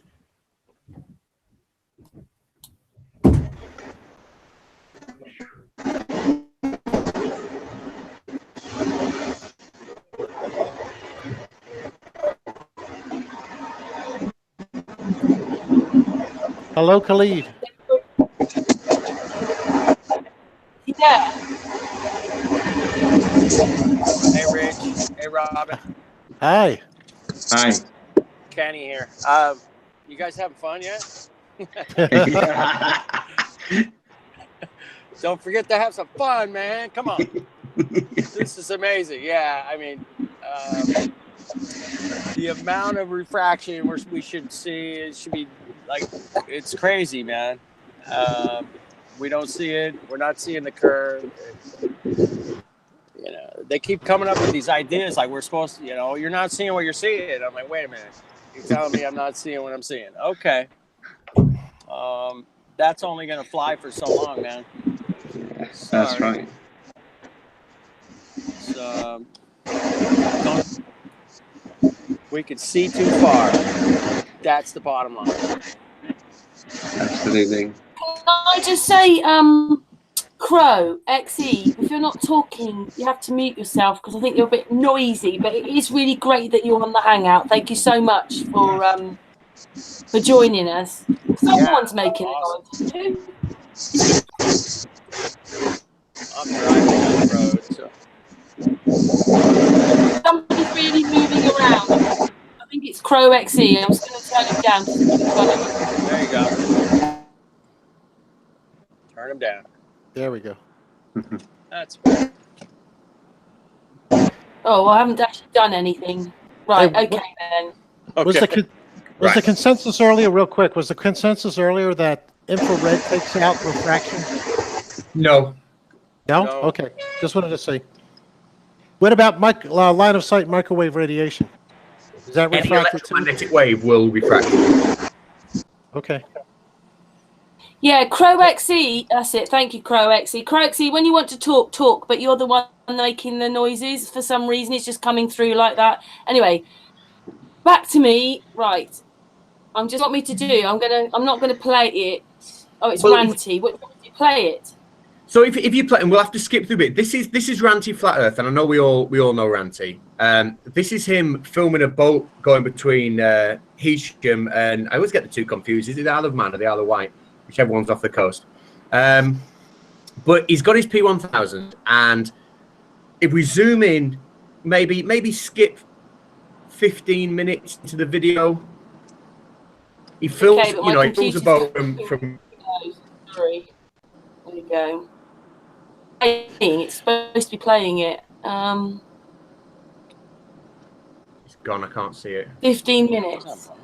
Well, just to anywhere around there, and if you skip back and forth, you'll get the gist because it's a continuous filming of a boat going over the horizon, and I just love to know what the flat Earth explanation for it is. If I click on that, like how would you where is it going? So here now, if we were to, I'm not saying you have to, but if you were to wind back 5 minutes, you'd see that boat in full. You'd see the whole boat in full. So what would be the flat Earth explanation for what's going on here? Sorry, so this is all shot through a long range camera. This is a P1000 camera taken, and this is Ranty Flat Earth. So it's not a Glober trying to. It's not a Glober trying to mix. This is off Ranty's channel, as you can see. Now he's filmed this, and if you were to wind back 5 minutes, you'd see the boat in full. The whole video takes 20-25 minutes, and you literally see the full boat go over the horizon and disappear. So I'm just wondering how you, because for me, when I see something like this, that's it. You know, that's proof. How would you explain that away? I'm not understanding. So you're saying the boat totally disappears? Yeah. Now, if I mean, Karen's gonna have to skip back and forward to bring the boat back, but when he starts filming and it's one continuous shot, he doesn't edit it. And this is Ranty Flat Earth. He's a flat earther, so he's not trying to fudge it. If he starts filming when he can see the entirety of the boat, and he finishes filming when the entirety of the boat has gone over the horizon. Right. This is because it's called a neap tide. Now, I used to live in Alderney where they had the spring and the neap tides, and if you're a fisherman, you have 80 pots on a string, a lobster and crab pot, okay, and those pots will go down a certain depth. Now, the crab fisherman cannot fish a spring and a neap tide because it causes death. If they start to winch up those pots when the buoys are slightly below the water, because the buoys are usually sat on top of the water as a safe marker for them to go and pick them up. If they start using the winch on those buoys, they'll drag the whole boat down because the boat is higher than it should be. Now, the neap tide is a really deadly thing for all locals. And I used to live on Alderney. This was a very, very critical part of the year, and I lost 2 friends as a result of this. One was a chef and one was a fisherman. And the boats that go out getting desperate for their cash will do this. Now, I'm telling you, that is a neap tide. And that causes a very unique bulge in the water, which would actually cause this effect. So that effect that you say, how high, like in terms of above sea level, how high would that neap tide go? It just supports the argument for perspective, because that neap tide is going to be about 6 to 8 feet higher than a normal tide, because it's too high for those lobster pots and their floats to sit above the water. Now that boat will be, and I'm trying to Google it now how tall they are, but those will be what, 80, 90 foot tall, those boats. I'm going to Google it. The Stena liners, the much more than 8 feet tall, those boats. Okay, let's say, so how far away would you say that boat is when it disappears? 10 miles? Maybe 20 miles? I'm not sure. So I've just looked it up. Actually, I'm going from memory, but they are 9-meter tides. They're 27-foot tides. And those boats are way higher than. And they funnel into the Irish Sea. So I'd respectfully ask you to check the date of this video, and then go on the tide timetables, and you'll see. I remember September was when the neap tide was. Well, it was 20th of September because this was published on the date it was taken. We've got the general idea about what this video is. Yeah, so this is where right? A large, it is basically a tide comes in from the Atlantic and comes up the Irish Sea, and you also get this similar effect in the River Severn called the Severn Bore, and all the guys come surfing up there with their big 10, 5 to 10, I forget how long they are, really long boards, and they all jump on this Severn Bore, huge, vernal tide and equinoxial tide. I've forgotten the actual term for it. I guess what I'll ask then is how can a neap tide that's maybe 8 foot tall, you said, or however many meters? How can that? It's 27 foot tall, yeah. 27 foot. How can that hide a boat that is vastly taller than that? If the Earth was flat, then it would hide the bottom 27 foot of the boat. But how can it hide a boat that is vastly, and not even just a little bit bigger, but vastly bigger? Well, can I interject here? Yeah, go for it. 2 things. Why isn't it bent up like all the other refraction that we're talking about? Why does it not work then? The other thing is most people can't see, well, according to all the calculations, everything, it's generally, if you're at sea level looking out, it's only 3 miles to the horizon. So you have a boat that disappeared. Let's just give it 20 miles. Away, and yet we go up to 40,000 feet and can't see any curve. You can't reconcile those 2 together. You can't see curve left to right, because when you look at the horizon, you're essentially looking at the cross section of a sphere, which which when you look at the cross section of a sphere doesn't have curve left to right. But to me, I'm genuinely interested though with that boat. I mean, that entire boat just disappears. I mean, what? Okay, so there's another explanation as well. Can I share my screen, Karen? Of course you can. It could be a concertina effect as well, where you've got the upper and lower, the upper and lower peaks. This is one thing that's I can find it. Mm-hmm. One thing that's coming. What did I do with it? Oh, it's a video that's playing. This is coming, and this is actually from mainstream science that people are putting together. I don't know off the top of my head what all this is, but I can tell you it's not that difficult. So but this is how we actually see with our human eyes. And this has been known evidently for a long time and explains why boats at a certain distance start to disappear. It's how we visually see, actually a little bit differently, the bottom half of our eyes than the top half when we're looking out. And this is going to become, I think, mainstream very, very soon. They've actually just tweaked this to make the mathematics correct. It's not necessarily correct here. I grabbed it early when it was in production, so to speak. But this is another explanation too. And supposedly this is perfect. So if you happen to be looking out and this thing says at 10 miles that this much of the boat should disappear, that's exactly what you see. And it's based on a flat Earth. It's not based on any curvature. No, what that formula is there, theta equals 1.22 lambda over d. That's what we call the Rayleigh criterion. And essentially, when light travels, I mean, I know this very, very well.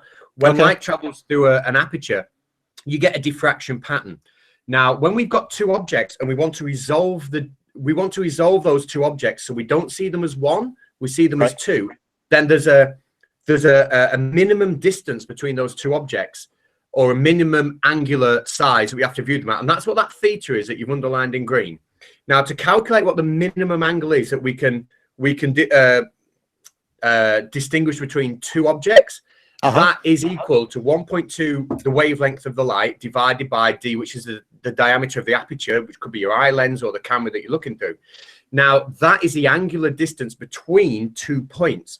It's not the angular distance between the floor and the object, it's the angular distance between any 2 points.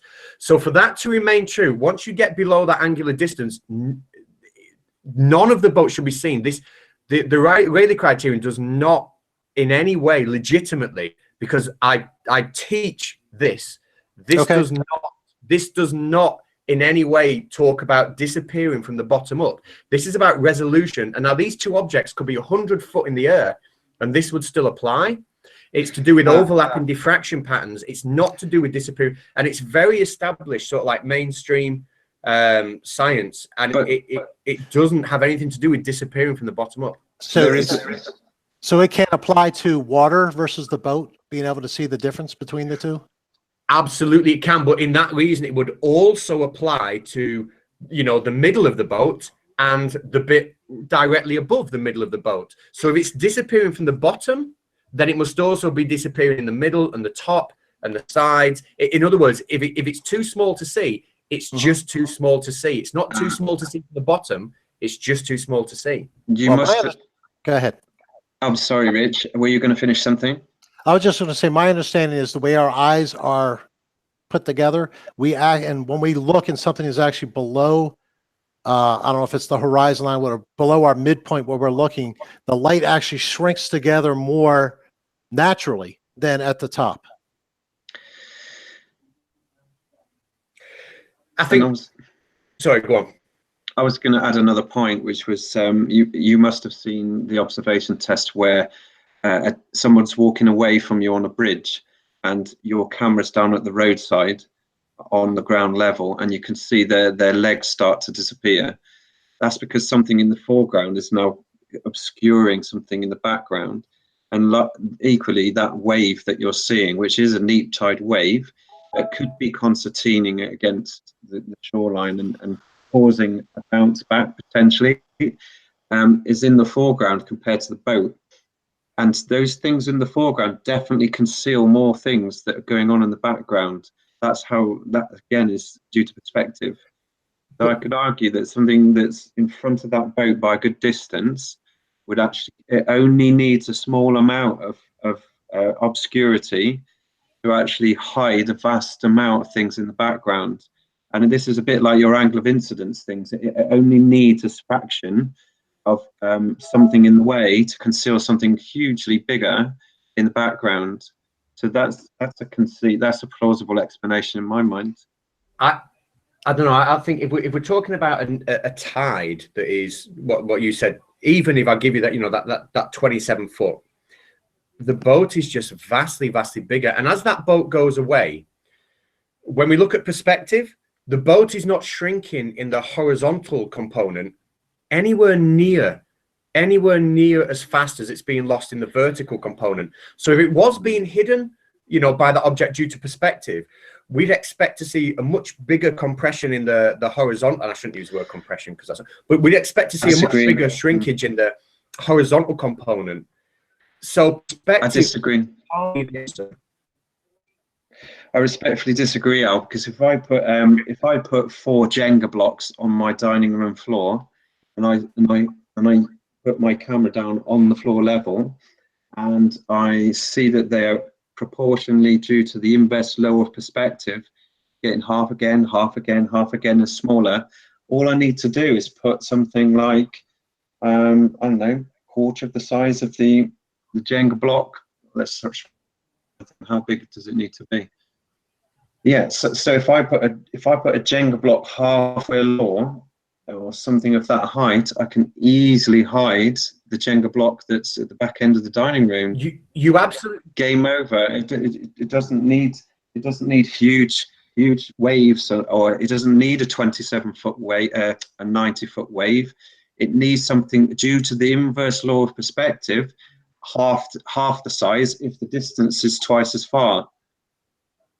Do you see what I mean? I get what you mean. Like similar with the moon and the sun. That the moon is, you know, 400 times smaller than the sun, but 400 times closer.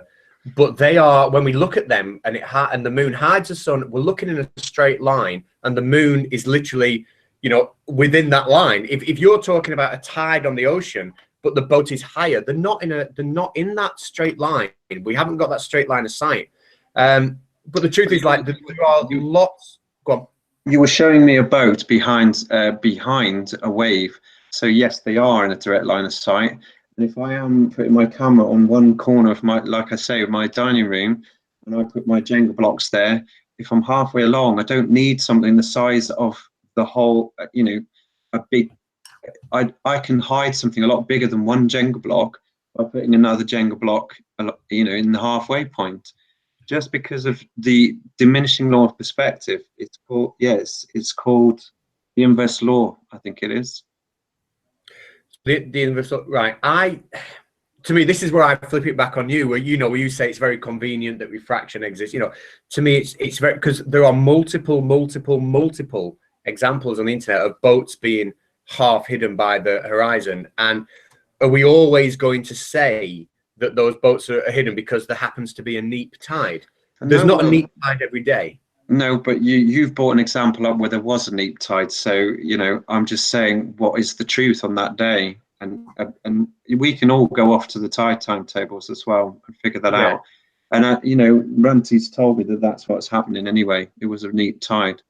So, well, you see, he told me different. He told me that it was mirages and perspective and atmospheric conditions. He didn't mention neap tides to me.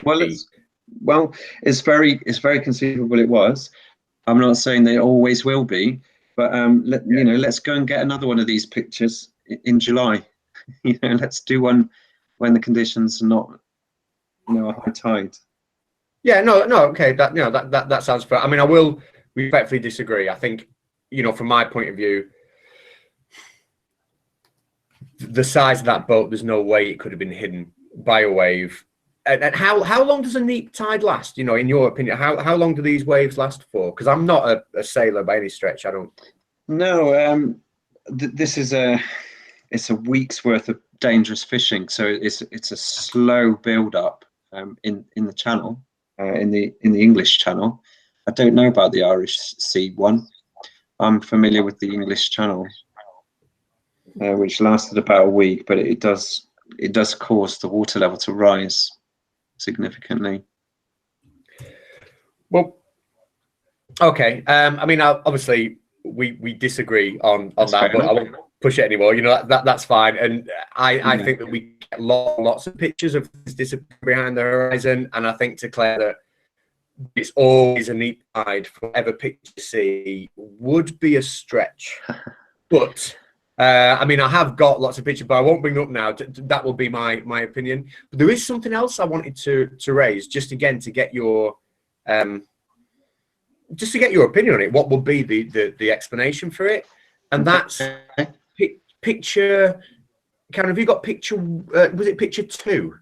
And I know, Rich, you do quite a lot to do with like stars and stuff. This might be something that's up your sort of street too. Hang on then. And I'm sure you've heard this argument before, but I am just curious on what the flat Earth sort of rebuttal, you know, or like explanation is.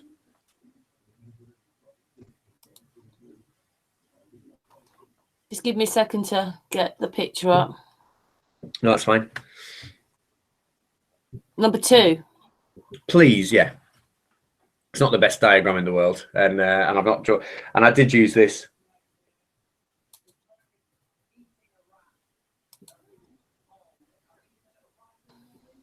Does it come up? 1 second, I've just got to get, where's my cursor? Right. While she's doing that, can I ask you a quick question, Al? Of course you can. It sounds like you don't think we can trust what we can see, and the only science I've ever seen shows that the Earth doesn't move. Why do you believe in a spinning ball? Right. Well, I won't go down the whole sort of, you know, pictures from space thing, etc. You know, I'll stick to things that we can observe for ourselves, which is where we're going with this picture that Karen's going to bring up. I mean, the obvious observation that things go over the horizon with or without a neap tide every single day. You know, every single day we can see these boats leaving and going over the horizon, you know, is a huge thing.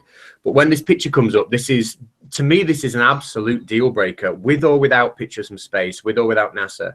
But I know Karen's just trying to get the picture up. I'll just leave it till she can get that. Right, is that showing for everybody?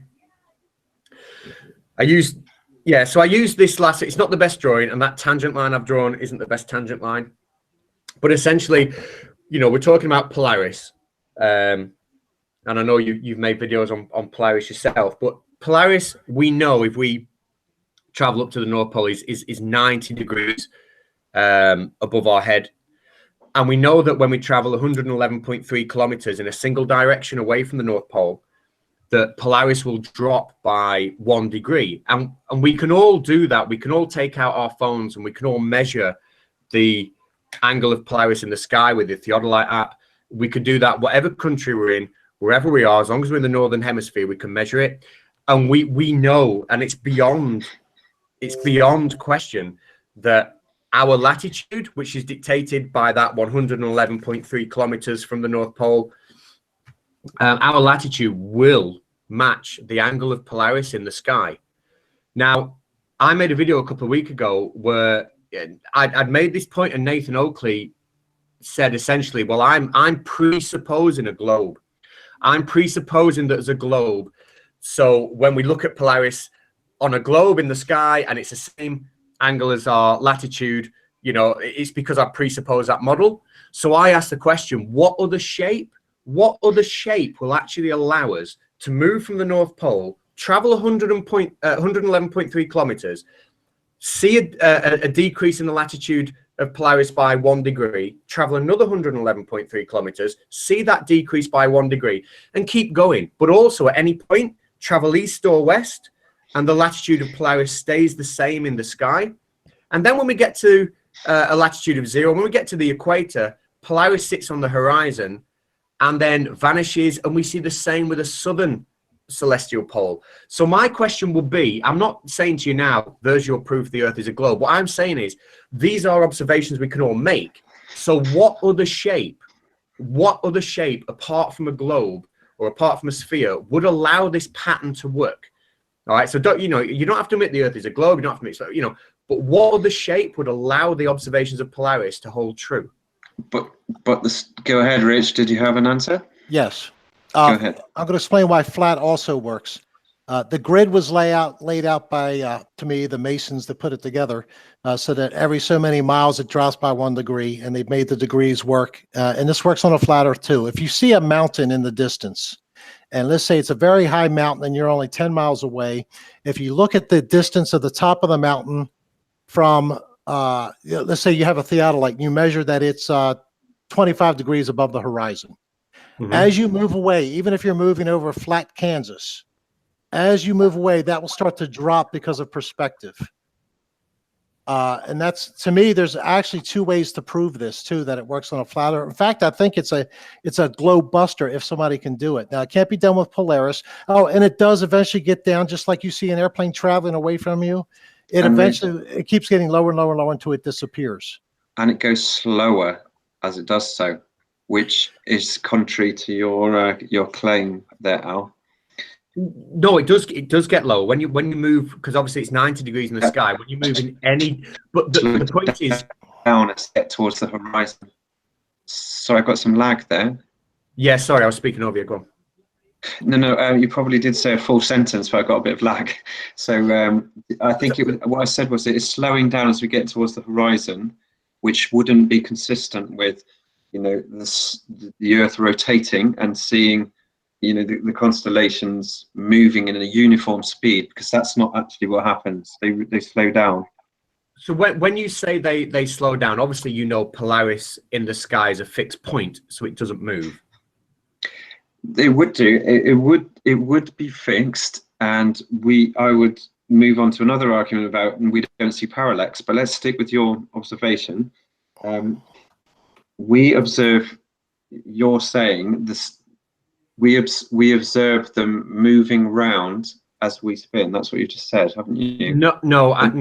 What I've said is Polaris is fixed 90 degrees above the North Pole. So we literally can ignore all the other stars. We can ignore rotation. We just look at the fixed position of Polaris above the North Pole. So literally all the other stars in existence can just disappear, and we can concentrate just on Polaris. Right. And when we move away from Polaris, and the key is in any when we move away from the North Pole, in any direction, it doesn't matter whether I'm at the North Pole and I go left, right, forwards, backwards, diagonally. It doesn't matter. When I move from any direction, once I've moved 111.3 kilometers, Polaris will have dropped 1 degree in the sky. And if I keep moving in that direction, it will keep dropping 1 degree every 111.3 kilometers. And then if I stop and decide to go east or west, it will stay at that latitude, right, until I decide to carry on in the direction I was going. So it will, until I go in the direction I was going before, and it will continue to drop. And then we get to the equator, which is on the horizon, where we suddenly see the southern celestial pole. Now, there is, literally, I guess the question I'm asking is, what other geometrical shape will allow that to happen if we can start at the North Pole and literally move in any direction? Because if it was a flat disk, we couldn't move in any direction, because obviously we'd be stuck at the edge at one part. What other direction, what other shape can there be that will allow that to happen? Well, we're not moving. Sorry, I had to say that. We're not moving. No, I'm not talking about the Earth moving. I'm talking about as a person. So as a person, if you're stood on the North Pole and then you choose to walk 111.3 kilometers and then look at Polaris, it drops. What my point was, Polaris would have to slow down as it met the horizon, and you'd have to prove that. When you say Polaris would have to slow down, you do know that whatever given latitude I'm at, Polaris isn't rotating, it's just staying in the same place. I think what you're saying is something similar to what Anthony Riley tried to say when I brought this point up. And what he's essentially saying is when you come from the North Pole and you look at the angle of Polaris, everybody can do it. We can take out our phones, we can download a theodolite app. Polaris will be at the same angle in the sky as our latitude, and it will move 1 degree for every 111.3. That's fact. That is literally how it is. Now, when you get to the horizon, what Anthony Riley was saying when he did that video saying it would slow down, he was looking at two stars that were rotating, and one appeared just by a fraction to catch the other one up by a tiny amount because of atmospheric conditions at that time, you know. And again, I'm going to use the term refraction, but we're looking across the horizon through the thickest part of the atmosphere and seeing a tiny effect. But we can't use that to debunk the fact that literally when we move 111.3 kilometers, Polaris does degree. And that's a fact. It does. But we can see the stars slow down, so Polaris must also have to slow down. Right. Can you? Are you going to have to explain what you mean by that? Because I think we're across. What do you mean when you say it has to slow down? Because as we see the stars going towards the horizon, they slow down. So, you know, you're talking about the movement of Polaris moving, so that also should slow down. And the video I showed you at the beginning with the sun and everything moving at ridiculous speeds, surely your common sense tells you that I should not see the North Star every night. And please don't give me it's trillions of miles away, because we cannot measure that.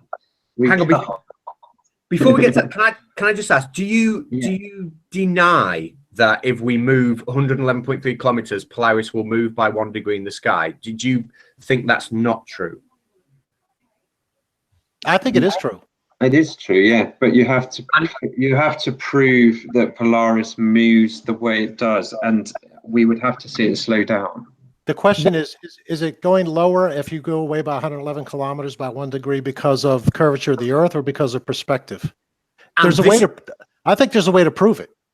Go on. Now, not with Polaris, but let's just for a moment imagine we could see Polaris from South America. Mm-hmm. And to me, there's way too much anecdotal evidence. I haven't seen it myself of people saying they could see Polaris below the equator, but that's a different story. But let's just say we could see Polaris from Brazil and the salt flats. You've got 100 miles roughly north-south. What is that, 200 kilometers? So let's just say we could take a snapshot. One person in the very north part of the salt flats and the south part, which are both the same above sea level. So that part, at least of the Earth, isn't following the curve. And if you think it is, boy, I got an argument for you there. But anyway, if you could see Polaris, and it's that much of an area, and I think there's other areas north of the equator we can do this with, both take a picture at the same time with a theodolite, let's say, and the one in the south has Polaris lower in the sky than the one in the north, and being flat for that distance, that would show that it is perspective, which is lowering it. You follow? So I've got a couple of issues with the model. The first one is if you're saying the Earth is flat and when we move away, Polaris will drop. I do understand that if the Earth was flat and we moved away, Polaris would seem to drop. However, we couldn't move away from Polaris in any direction, which we can now, and still hit the equator where we could see the appearance of the southern celestial pole. We couldn't do that in any direction. If the Earth was like a disc shape, for example, then if we moved towards the edge of that disc and saw Polaris drop, eventually we're going to get to the edge of the disc and we're not going to see the southern celestial pole on the other side. And that's my point. Like literally, I have sat and I actually made a video the other week, and I bet my entire YouTube channel. I said that I will delete every video on my YouTube channel, and I still hold to that. If somebody can give me a geometric shape of the Earth that will allow us to explain Polaris with us not being on a sphere. So I guess my question is, what geometric shape would observations I think other than a sphere? You have to prove these claims, though. They're claims which you have to prove. I mean, they're good claims, don't get me wrong, but you have to prove them. Otherwise, they're just claims. I think there's an assumption that you're assuming that the Earth is doing the moving, and that's what's causing the stars to move. Yeah. Okay. But that's not my assumption. In fact, I think there's actually two centers of rotation around the Earth of the celestial sphere. So that's there's an assumption that it's the Earth moving. Well, I would say that, okay, we were talking about offline, we were talking about like the geostationary model. And if we're talking just about the shape of the Earth, then it doesn't matter whether it's the stars moving or the Earth moving. It's the relative shapes that are important. So if we are just talking about the shape, then it doesn't matter which one is moving. So I would say that which one's moving is irrelevant. But in terms of like, we have to prove that that's happening. You know, it is beyond doubt that you could do it now, and I could do it, and Rich could do it. We all live at different parts of the world. We could all download a theodolite app now. That the people in the chat could do it. They could all download the theodolite app. We could all find on the theodolite app our latitude because it gives it us. We could find Polaris. We could point our phone at it, and we would see that the angle of Polaris in the sky, whatever latitude we're at, whatever country we're at, it does match. I agree with that. Our latitude. I full-heartedly agree. Mm-hmm. So I guess what I'm asking is there a model? And this is the like kind of like the frustration for me a little bit. What other geometric shape has been presented to say this will work and a sphere won't? You know, this will work as well as a sphere. Is there another shape that has been presented? Yes, there's been several shapes. Go on. When you're talking with me, you're going to get something different because I'm convinced we don't see any of the celestial bodies directly. We see reflections of them. So you're going to get into a totally different ball game with me with that. Okay. Now, somebody else can answer that for, you know, who doesn't believe that. It's, but like when you, so like for the flat Earth, as the standard model of the flat Earth without the reflection, what geometric shapes have been suggested that allow us to make those observations? Well, like I said, I'll let somebody else answer that who thinks we see the sun and the stars directly. I'm not going to speak for any given model either, because at the moment I'm still waiting for proof of this claim. The stars do slow down as they approach the horizon, and that's not consistent with the claim that you just made. And this is Mick West, who actually he said it was refraction that accounted for this slowing down. So I'm struggling with the claim at the moment without some proof. When you start, I think this is what I need to get. Slow down. What do you mean? You can't prove Polaris doesn't slow down. But what do you mean by slow down?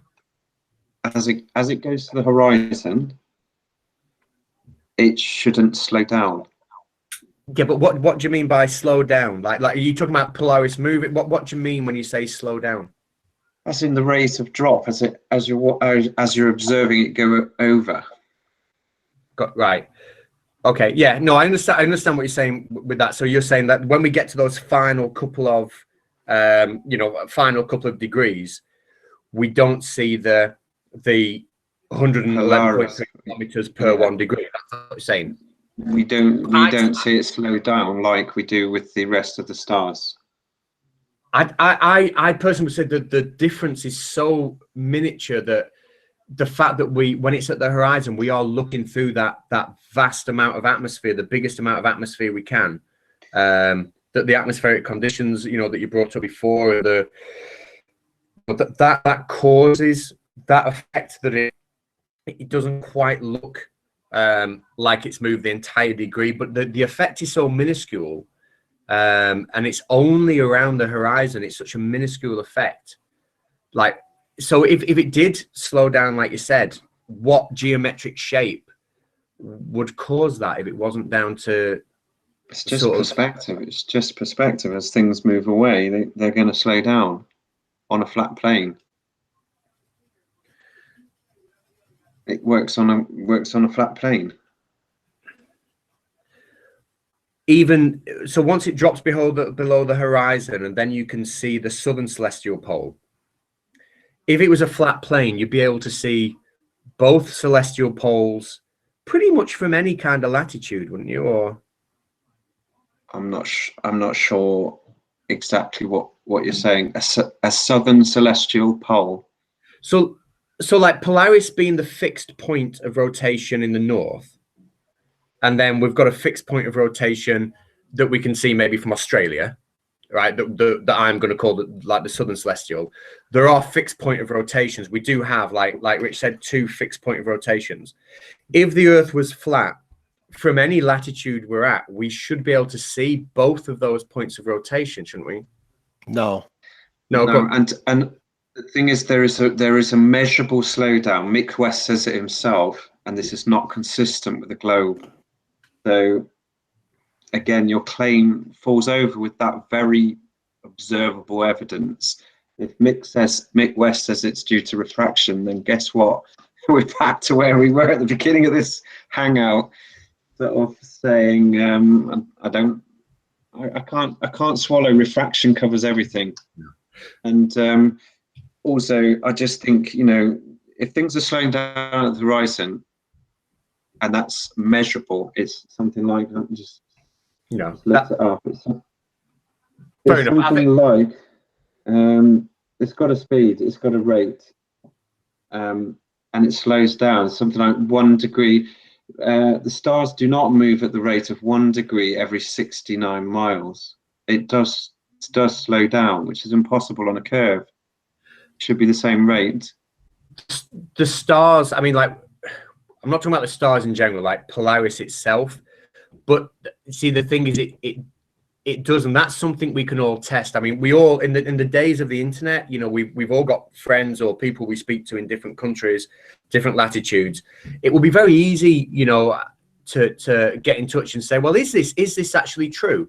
Should we all download a Theodolite app, look at our latitude? Should we all look and test that? I mean, that would at least be worth testing, do you not think? Or yeah, I'm happy to do that. But I am struggling with the picture I showed you right at the beginning, which is Orion's belt still there, thousands of years later, above the 3 pyramids. I'm sorry, but you can't travel 450,000 miles an hour around the galaxy, 2.2 million miles an hour around the universe, 67,000 miles around the sun all the time. You'd be moving billions of miles over a millennium, and yet those stars are still there. I'm sorry, that just doesn't wash. I think that was a smashing picture, and it was great. And you're right, that the stars over time, the constellations over a long period of time, because of distances, they do change, and they will change in the sky. And that picture you show with the pyramids and the stars above them of Orion's belt was an absolute corker. But if they had changed by a couple of degrees over time, the person taking that photograph could just stand a couple of steps to the left or stand a couple of steps to the right and still get the same effect. Even though they have changed by a couple of degrees, they're still going to line up with the 3 pyramids. But I agree with you, they will change over time. Definitely they will. But if we're in a car and we're observing the landscape zooming past us on a motorway, and we can see the hedgerow with a blur right in front of us, and the trees in the background are just slowly moving. I can agree that some of them are the same distances away, but why are those constellations still the same formations? Why can we reliably map Sagittarius and Libra and Orion and all these wonderful constellations when we're moving at these ridiculously high speeds? Mach 80. Well, they wouldn't. Yeah, Mach 88 around the sun. Come on, Al, use a bit of this. Surely must be ringing some red flags in your head going, we ought to see some movement. These constellations have been used by astrologers for thousands of years. How are we reliably mapping these things thousands of years later when we're supposed to be moving at all these ridiculous speeds? It's a brilliant question, and obviously, I'm sure you've heard the answer before, but I'd talk about scale and distance, and I'm sure you've heard that.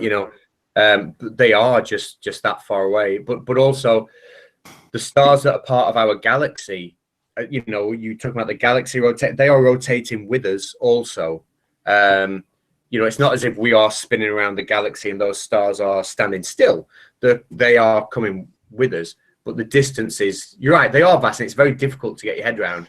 And I think we're moving into belief. That's my difficulty, because I think you're moving into belief and faith, because you're taking it just because I can extrapolate that, that the sun is 93 million miles away, and I can't prove it, but I think it's that far away. I can then sort of extrapolate distances of light away from our viewpoint here, but there is absolutely no way to prove that. There's no way you can prove things trillions and billions of miles away. So we're into belief. Just to Al. Al, what do you teach the children in school about the rotation of the Earth? That it's once every 24 hours. We don't even go as deep as saying it's once every 23 hours, 56 minutes. We just say it's once every 24 hours. That gives you day and night.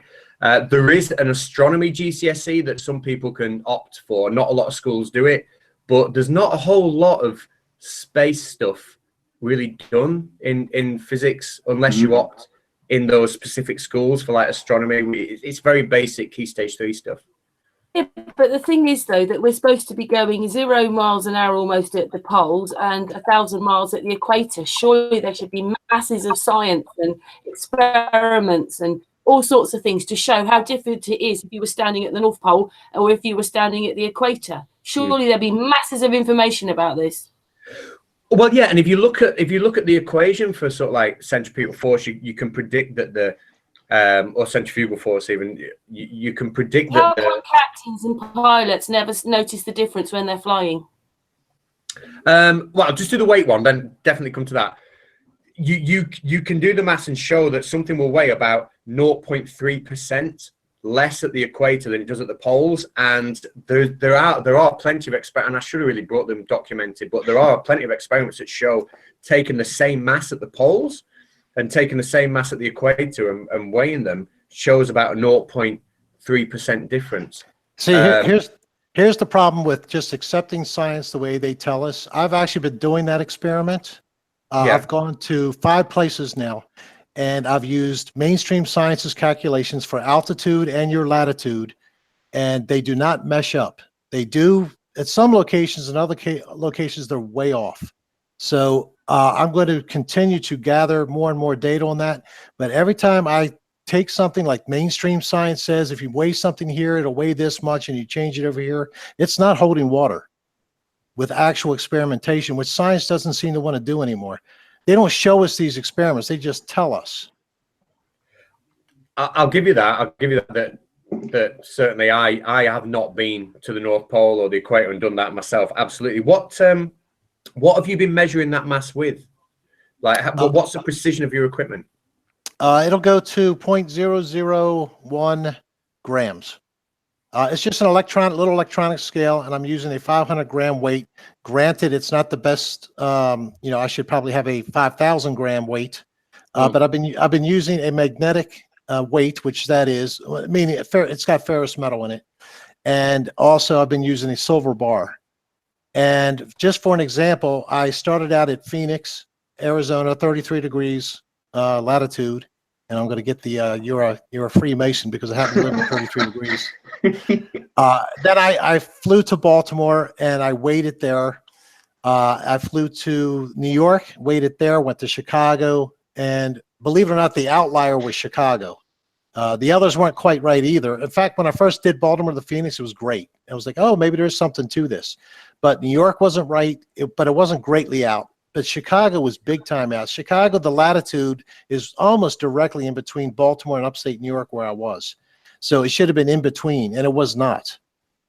And then I just did Denver, and I haven't calculated through what it should be because, of course, it's a higher altitude than Phoenix by about 4,000 feet. But, and then I got back to Phoenix and weighed the weight again, and it was exactly what it was when I left. So, the equipment hasn't changed. It remains accurate over different, or at least, over time. I did notice a slight 0.08 roughly difference in grams, and I think that's probably due to atmospheric pressure. I need to try to take that into consideration too.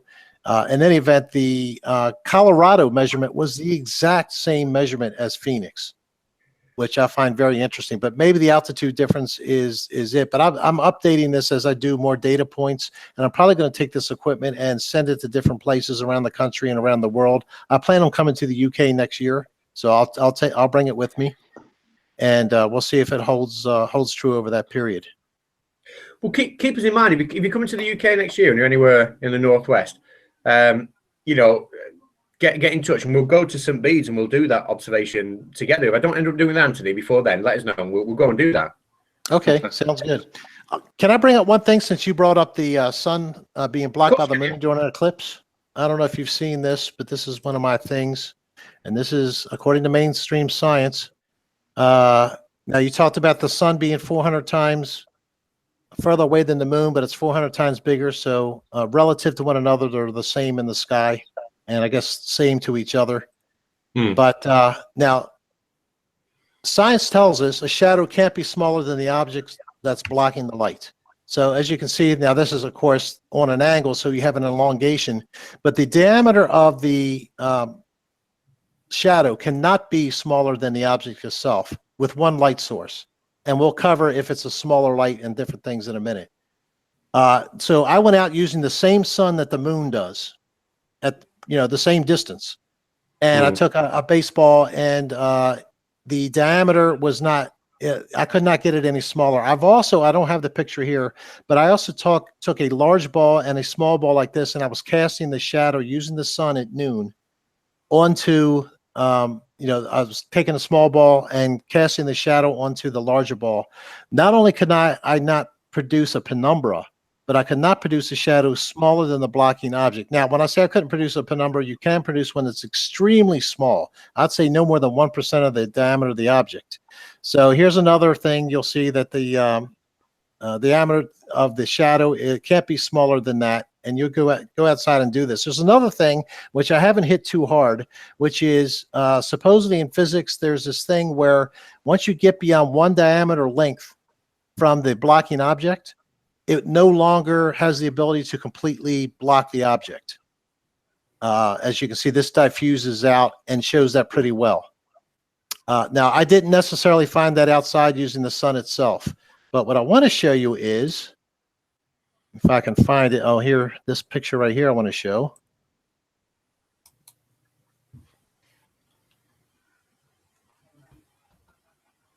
This is pretty much what we have with the sun and moon. And this pretty much describes, except you'll never be able to get a penumbra like this, ever. I have tried. But the object itself is the same size or larger. I mean, the shadow is the same size or larger than the blocking object. So the question is, since the eclipse was 70 miles wide, the August 21st, 2017 Great American Eclipse, the moon can, by the physics of light and shadow, can be no wider than 70 miles. Because the shadow can't be smaller than the object. Now, I've heard people argue, well, the sun is much larger, because they have that example. But if it's 400 times away, it's the same size. That's one thing. The other thing, too, is they require crisscrossing of the light, which can be done at a short local light, because you don't have parallel rays. But the sun at 93 million miles away from both the sun, for both the Earth and the moon, has to be almost perfectly parallel. I think it's 99.986. I'm sorry, 89.986 degrees. So they always get this crisscrossing suddenly that causes an umbra penumbra, which is total BS, because like I said, go out and try it yourself. You will not be able to do it. No more than just a little teeny edge, maybe of a little bit of blur. But when you do the diameter away from the Earth that the moon is and cast it on a shadow, cast the shadow, you cannot make that shadow smaller than the blocking object. So if the shadow was 70 miles wide, how can the moon be 2,159 miles wide like they tell us? The shadow would have to be at least that size, if not bigger. I'd say if you can you scroll up to the pictures you had at the beginning? Is that okay, Rich? Please, the ones with the ball against the wall and the yeah. Oh, hang on, they're not on my screen. They oh yeah, there we go. So like the actual photograph, like you say, the ball against the wall and the wooden block on the floor. Clearly, they're touching the floor now. We can all do this ourselves. If we take a plate and we shine a lamp behind it, we hold it against the wall. Yes, if we hold the plate right up against the wall, the shadow is going to be the same size as the plate. But as you start to bring that plate away, we'll start to see the penumbra and the umbra, and we'll start to see the shadow actually get smaller. And I know you said that, yes, from the point of view of an observer, No, the see, angular size. you do not. I'm sorry, you do not. I don't care about light inside your house. When you use the actual sun, like the moon does supposedly, you cannot get that shadow smaller. I don't care how far away you take it from the ball. Yeah. So on Earth, I mean, the scale thing is absolutely enormous, isn't it? Because when we take a ball from the wall or something from the floor and try and cast a shadow using the sunlight, we are taking it, you know, compared to the distance from the moon to the Earth, it's such a small amount. You know, we may as well have left it on the floor, or may as well have left it on the wall, compared to that distance from the Earth to the moon. This, you know, scale is a massive thing, and I think we're ignoring scale if we're looking at, you know, holding a bucket above the floor or a ball above the floor or something like that. You know, I think scale is massively important when it comes to that. Well, like I said, you can simulate the scale, but here's another thing with light physics, that when you get more than one diameter away of the whatever, let's say this is 5 inches across. When you get more than 5 inches across, it loses its ability to totally block a light source behind it. Yeah. It starts to diffuse. So if you're talking about great scale, then we should never have a total eclipse on the Earth from a blocking moon, because we're talking hundreds of diameters farther away than the moon is. So there shouldn't ever be a shadow at all. According to this part of light physics, there should never be a total blockout of the sun. And according to everything else, you can never get a shadow smaller than the blocking object. You can't do it. Not with the sun. I'd ask, when you look at a solar eclipse and you look up, when you look at a solar eclipse and the moon is passed, do you see absolute complete pitch black, or do you see the atmosphere of the sun and the light coming from that? Well, I haven't seen it, but it looks like it's stars come out. Yeah, it definitely drops in brightness, but when you look at it, you can see the atmosphere, you can see the chromosphere and the corona around the sun. You can see light coming from the atmosphere of the sun. So the moon, you're right, isn't 100% blocking out. Otherwise, everything would be absolute pitch black, like you said. It would be absolute pitch. But when if we were to pull a video up now of a solar eclipse, you do see the atmosphere of the sun, which is radiating light. That is what you see. It's still we can also see. I'm sorry, I'm being flippant now. Al, please forgive me. Go ahead. You're just ignoring to me the physics of lights and shadow. You can't get that shadow smaller than the blocking object. You can't do it. Scale wise, if you move the object far enough away from the surface it's casting the shadow on, then you do. You know, I mean, we can do that. Like, we can represent it on a small scale in a house, like you say, with a lamp and a plate. But when you say, well, no, we need to do it outside with the sun, then fair enough. But when we move that object away, remember, the light rays from the sun are coming in more parallel than they would indoors with a lamp. Can I say something? Yeah, can I just say something? In a minute, Robin's got to go, so he wants to say something in a minute. He's got to go. So sorry. Can I just say something? Can I just say this? If the light only goes up for about 10 miles, but we see the moon and the sun in our daylight, that's a bit crazy. If it's all that miles away, it wouldn't happen. We can only see for so many miles, so things wouldn't be in focus. The moon's in focus. Anyway, that was just something I wanted to say. But Robin. Yeah, a couple more points about the moon. How can I see the Tycho crater, which is allegedly 50 miles across, clear as day with a decent camera? I can see it. And also, there's a testable, repeatable, observable measurements of the cooling light of the moon, which throws the heliocentric model in the bin for me, because we shouldn't see that effect of a cooling light. And to be honest, the picture, that light has to have so many lumens to get to us. It really has to be so bright. It really does, to get to us, 238,000 miles.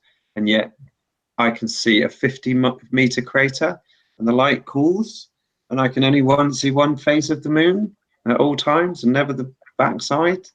All of these things are big questions for me, which we won't cover tonight, but I just Well, thought I'd throw them out there for later. which one do you want? Which one do you want? Which one do you want answering before you go? Which one of the three? I think a good one is the cooling light of the moon. So when the sun emits its light, it emits the electromagnetic spectrum from gamma to radio waves. It's not just visible light that gives off, it gives off the entire electromagnetic spectrum in certain proportions. Now, when light reflects off something or hits something, two things happen. One is the light reflects and partially polarizes. The second thing is certain proportions of that electromagnetic spectrum are absorbed by the object, which is why light has a heated effect. So the light that reflects off the moon is not a carbon copy, if you like, of the light that comes from the sun. Some has been absorbed, some has been scattered, some has been reflected. It just doesn't hold the same proportion of each electromagnetic wave as it did when it left the sun. So it's going to have different properties. So something in the moon shade is warmer than the moonlight. I'm sorry. So every experiment I've seen with that, and I did do a video on this a while ago, where I've seen people going out with the infrared thermometer and pointing at things, and the one thing that has been ignored in that experiment is sort of like the radiative cooling. I've never seen an experiment that literally successfully eliminated radiative cooling at all, really. And I'd say that it's not the fact that the moonlight is necessarily colder. I'd say that when people are blocking the moonlight off, I mean, if you can show me an experiment, if you can bring me up a link or an experiment where, yeah, there's plenty of them. I mean, because I've looked at a lot. If you can bring me one up where we're not radiative cooling with the surface. Rich, jump in, and then I'm going to have to bow out. But jump in. You feel like you're itching. Yeah, there's so many different people have done so many different things with that. There's people that have used magnifying glasses. There's one I showed at the Flat Earth Conference. If I'm sharing, I want to show you this. This is a woman. Oh, let me just show you what we did. Me and Dave in the UK. He took candles, and he had a partition up. He put them in a windowsill, and there was like 6 candles on the moonlit side and 6 candles on the dark side, shaded side. But there was something very interesting. There was a wooden plank in the middle of the window, which cast a shadow on one of the middle candles on the moonlit side. So what happened was, it was almost like a double-blind experiment that we thought was wrong. We knew from other experiments we'd done that the moonlight cools. And I've done it to where the blocking object is 20 feet away from, something capturing moonlight versus shadow. So there's no radiative cooling or warming type of issue with that, at least with the one I did eventually, the third one. But in this case, the ones in the moonlight burned faster than the ones in the dark side. And the one plank on the moonlit side that cast a shadow on one of the candles, it also burned down faster. And we thought that was the opposite of what we should get. And we started doing some research, and actual physicists had done a paper, a peer-reviewed paper, stating that if wax, candle wax, and candles burning in a cooler environment will burn faster. It has to do with the viscosity of the wax going up and down the candle, and things like that. But when we saw that, it was like, wow, we thought we had proved the opposite. But their paper had shown that when it comes to candles, if it's a cooler environment, it will actually burn down faster than if it's a warmer environment. Mm-hmm. So that was like a double-blind study that actually showed it. But that's just one of the unusual things we tried. I'd like to repeat that also, because it was also the same side, exposed to, because someone will say, well, the side where a window was normally going to be colder. I think this was done in the summer, so that might have been a bad argument than the other side. But when you had the same side in a wooden plank, which was accidental, he didn't plan it, it's just the way it was.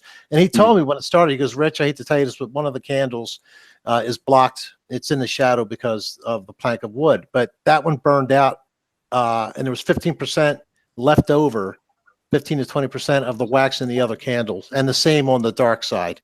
So that was a fantastic to me, and that all I have to do is repeat it and show the same thing. But there is a lady who she used I don't know why I didn't think of this. She used a thermometer, one of those touch, it's an infrared touch, because one of the arguments was that if you're holding a thermometer, let's say 5 feet from the object, it has a big circular exposure. So you're picking up some of the parts that are not in the moonlight or not in the shade. But she actually touched, it was one same material, and material is important. I'll explain that in a second. She touched the thermometer on the moonlit side. She got 76.4 degrees, and she touched it on the shaded side and got 2 degrees warmer. So I've seen all kind of different things, but I'd like to repeat that. But what I found from the 3 different times I've done it is, you know, in the sun, if you color, let's say you're testing paper to see how hot it gets in the sun. If one of the pieces of paper is black, it'll heat much more than the white paper because it absorbs more light. I found that color makes absolutely no difference with the moon, but the material does. Like leather does much better than plastic, for example. Yeah. So I found that to be interesting. So anyway, there's been repeatable experiments that tons of people have done.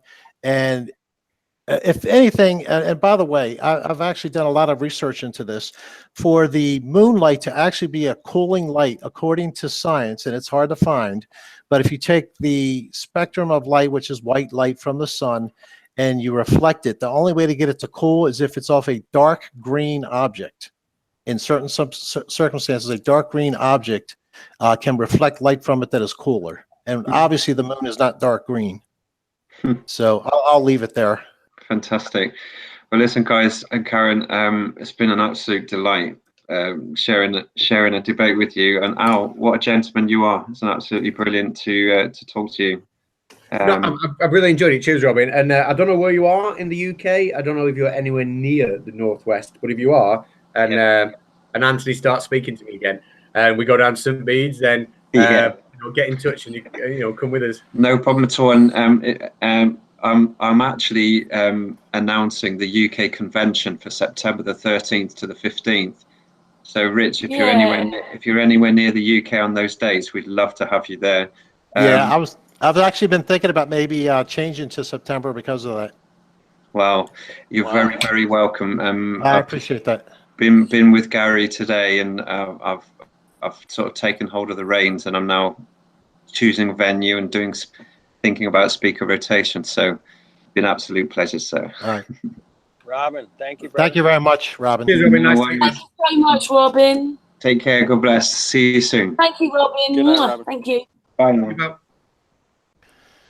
There is one thing I wanted to bring up, but this is something that neither of us can do practically. I just wondered what your opinion was on it. It's not something I can demonstrate practically, or you can demonstrate practically. It's just a bit of science that's out there to do with earthquakes. You up for that, or?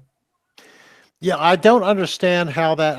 I heard you before talking about this, and I don't know enough about it to be able to really talk about it. But supposedly that proves the sphericity of the Earth, and I don't understand how.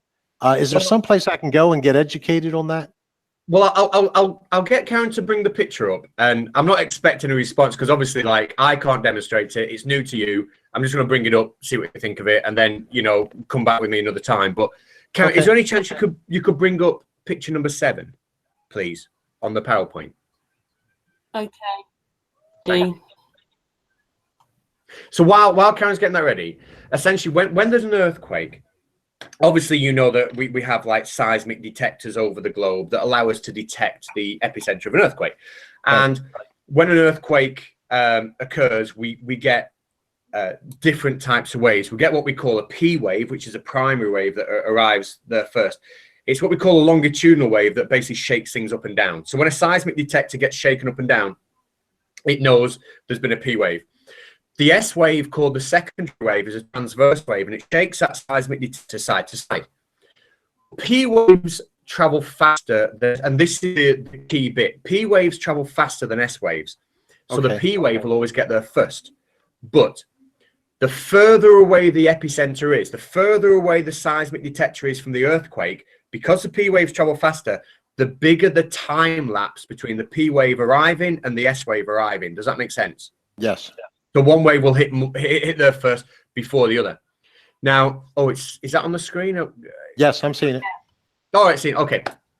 Now, and again, I can't dig down into the earth and prove to you this is it, but using P waves and S waves is how we kind of determined sort of the or seismic waves, how we determined the internal structure of the earth, which is what we're looking at here. Okay. But what I'm essentially saying is that it is scientific fact that if we have an earthquake, you can see the epicenter at the top. There will be a shadow zone, or two shadow zones where the P waves don't hit because they can't travel through a liquid outer core. There will be a bigger, there will be a shadow zone at the bottom where the S waves are due to refraction. And again, you might say, well, this is presupposing the inside of the earth, which is fine. I accept that. My point is, at the minute, the epicenter is at the top. It's at like the 12 o'clock position. Mm-hmm. It doesn't matter whether the epicenter is at the 12 o'clock position, the 1 o'clock, the 2 o'clock, the 3 o'clock, the 4 o'clock. It doesn't matter what position the epicenter is. We get the same pattern all the way across the earth. We get the same pattern of the P wave and S waves arising, no matter where that epicenter is. Now, for it to be truly symmetrical and predictable like Can I just say something? I don't mean to butt in there, Al. No. Al, you do know that they've only managed to get 8 miles down. That's as far as they can go. Absolutely, and I'm not suggesting that they've got any further. I know that completely. That so the whole of that can't be real because they don't know. They've only managed to get about 8 miles down. So is just a theory. Because we can't get down there, and that's why I said if we ignore the fact, because I accept that you're going to say the liquid outer core and the solid core is a presupposition, right? And I accept that you will just say it's a presupposition because we can't dig down that far.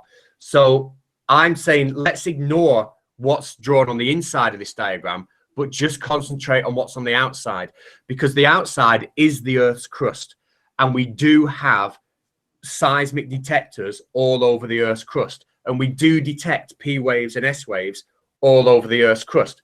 Now, for whatever reason, ignore the middle of the diagram. When we have an epicenter of an earthquake, we do get these P wave shadow zones. We do get the S wave shadow zones in extremely predictable places, no matter whether the epicenter is at 1 o'clock, 2 o'clock, 3 o'clock, 4 o'clock, no matter where it is on the Earth. We always get those P and S wave shadow zones in exactly the same place. Now, if the Earth was any other... Sorry? Electromagnetics. No, they're not electromagnetic waves. These are physical waves that are traveling through the Earth. And it doesn't matter. It doesn't matter where that epicenter happens. We get this completely symmetrical pattern. So again, I've got to come back to the same thing I did with Polaris. Like, I've racked my brain to try and think tonight before I brought this up. Is there any other geometric shape that will give a completely symmetrical pattern, no matter where the epicenter of the earthquake was? And I can't, it can't be a shape with edges. It can't be a flat disc. I can't think of any other geometric shape that will consistently give this pattern that we do see. And I'm just wondering what your thoughts on that are. Well, my initial... I'm a sound wave guy. I deal with sound waves for a living, and certain, the tighter the frequency, faster it will travel. So it might just have to do with the frequency of that wave. That would explain the difference in time. Oh yeah, I mean, you're a sound guy and you understand, the movement of waves. So let's imagine then, from your point of view, that this epicenter wasn't giving off P and S waves; it was giving off sound waves. Right. Now, if the distribution of those sound waves took this pattern, because this is a pattern we see, what I'm saying to you is the epicenter in your world would be the speaker, wouldn't it? The thing emitting the sound waves. Right. If we took that epicenter and we moved it literally anywhere on planet Earth, for us to get exactly the same distribution of the P wave and the S wave shadows, or the sound waves as it will be for you, to get exactly the same symmetrical pattern without ever it deviating, that proves that the Earth has to have a very symmetrical shape, and it can't have edges. It can't be a flat disc. What I'm asking is, if you know your sound really well, what other shape apart from a sphere would actually allow this to happen? If I could interject, I just have one question. Mm-hmm. Are these all symmetrical at different depths? Right. When I talk about symmetry, I'm talking about at the circle. So if you look at the circumference of the circle, right, this is where we're detecting the waves. We're detecting it in the crust. We're not detecting them inside the Earth. So all those arrows that show how the waves are traveling, I totally give you that you can throw those away because it's a presupposition, right? You can throw those away. I'm looking at where they are detected on the Earth's circumference.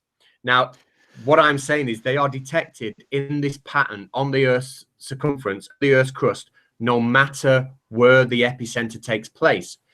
So what shape can we possibly have other than a sphere? And if you can suggest one, then brilliant.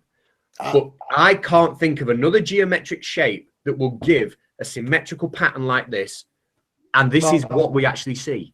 Well, just off the top of my head, I don't understand why you would get a symmetrical shape always, because you've got different distances that the waves would have to travel, depending on the depth of the earthquake and what layers it's got to go through. Because, you know, like a distance from the surface, 50 miles from point A to point B on a curve is not the same as 10 miles deep, point A to point B.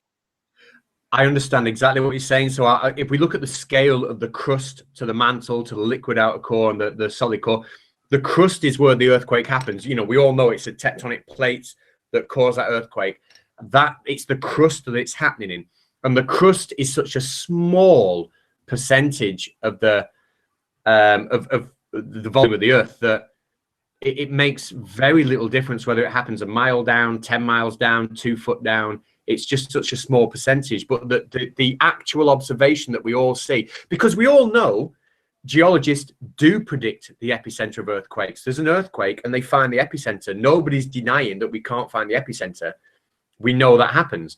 And we find the epicenter based on this pattern, and we do it time and time and time and time again without any fail whatsoever. So I guess I'm saying we do have this symmetrical shape that we detect on the crust. And what shape could give us a symmetrical pattern no matter where the epicenter was, other than a sphere? And I'm genuinely asking that as a genuine question. I'm looking for alternative shapes, but I can't find one. I don't even understand why a globe would give you that, so I got to really look into it more. Okay.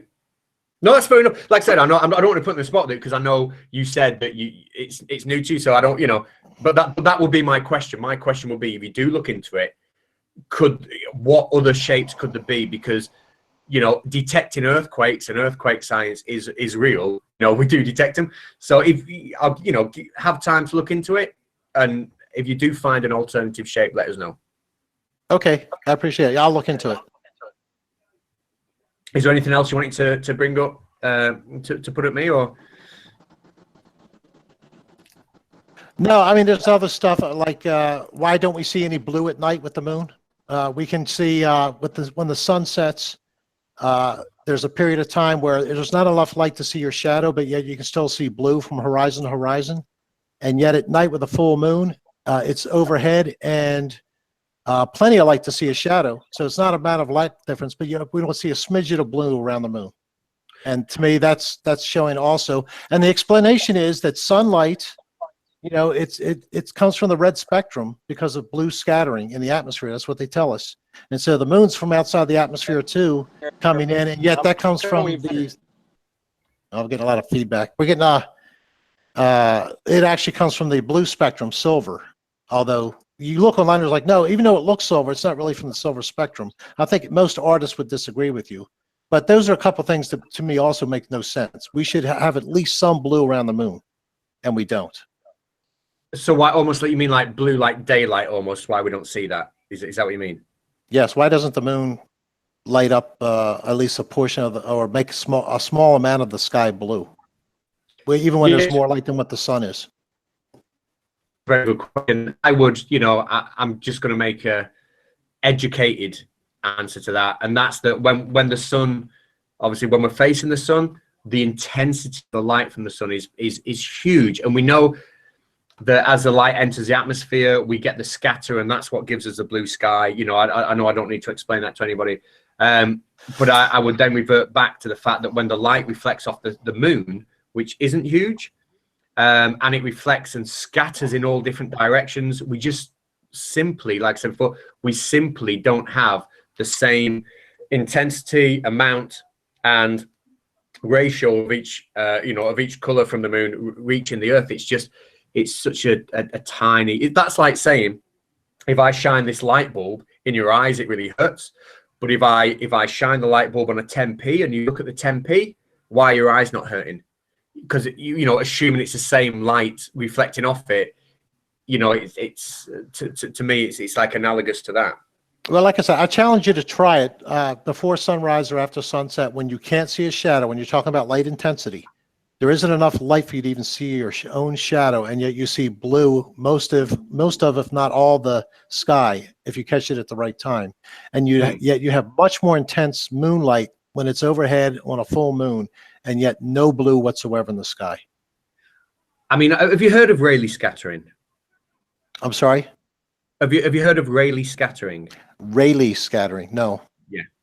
So essentially, when light travels through the atmosphere, we all know it scatters through the atmosphere. Which is why you would say there's atmospheric effects which stops us seeing certain distances, etc. We know that light scatters.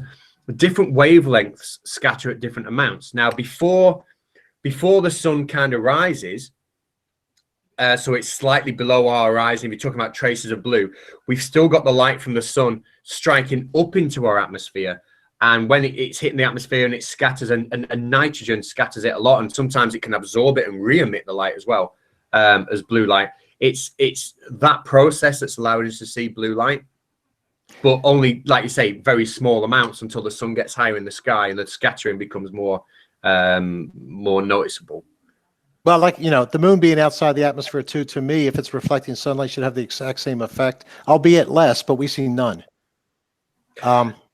Unfortunately, I've got to go. Okay. But it's been a great pleasure. I've totally enjoyed it. And I'd love to get together with you when I come over there.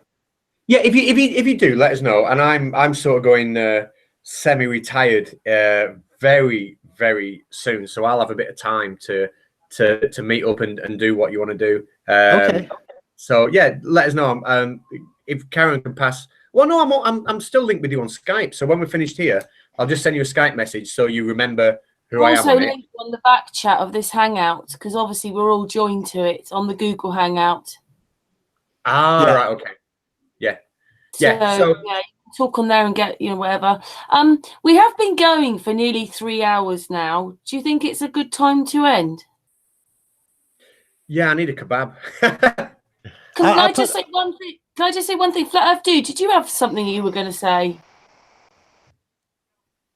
Is he there? Flat Earth Dude? He's not there.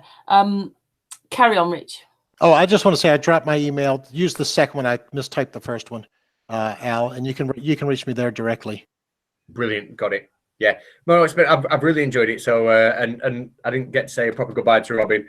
But yeah, pass that on to Robin as well. I've really enjoyed it. It's been great. Yeah, same here. Great pleasure. All right. Can we just say goodbye off air? Well, it's up to you. You can go if you want to, Al, but we'll just say goodbye off air. But yeah, thank you everybody in the chat room. It stayed pretty good in the chat room. Just a few people with the odd swear word. I can't believe it, or don't they get that? Anyway, thank you so much, chat room. Thank you so much, Patricia. Internet problems, but she was there. Thank you, Flat Earth Dude. Thank you, Robin, Lifting the Lid. Thank you, Al, who's ConspiracyKatz, and thank you very much, Mr. Thrive and Survive. I think I've said everybody, haven't I? And I think so. Yeah, and we've got a little extra hangout happening over the weekend. We're going to be speaking to Alex Music Conspiracy on Sunday for an hour or so, and he's going to tell us about his trip to the conference in the USA. But anyway, thank you very much for everybody on the hangout. So mwah to my hangout, mwah to the chat room. See you later on in the weekend. Bye, everyone.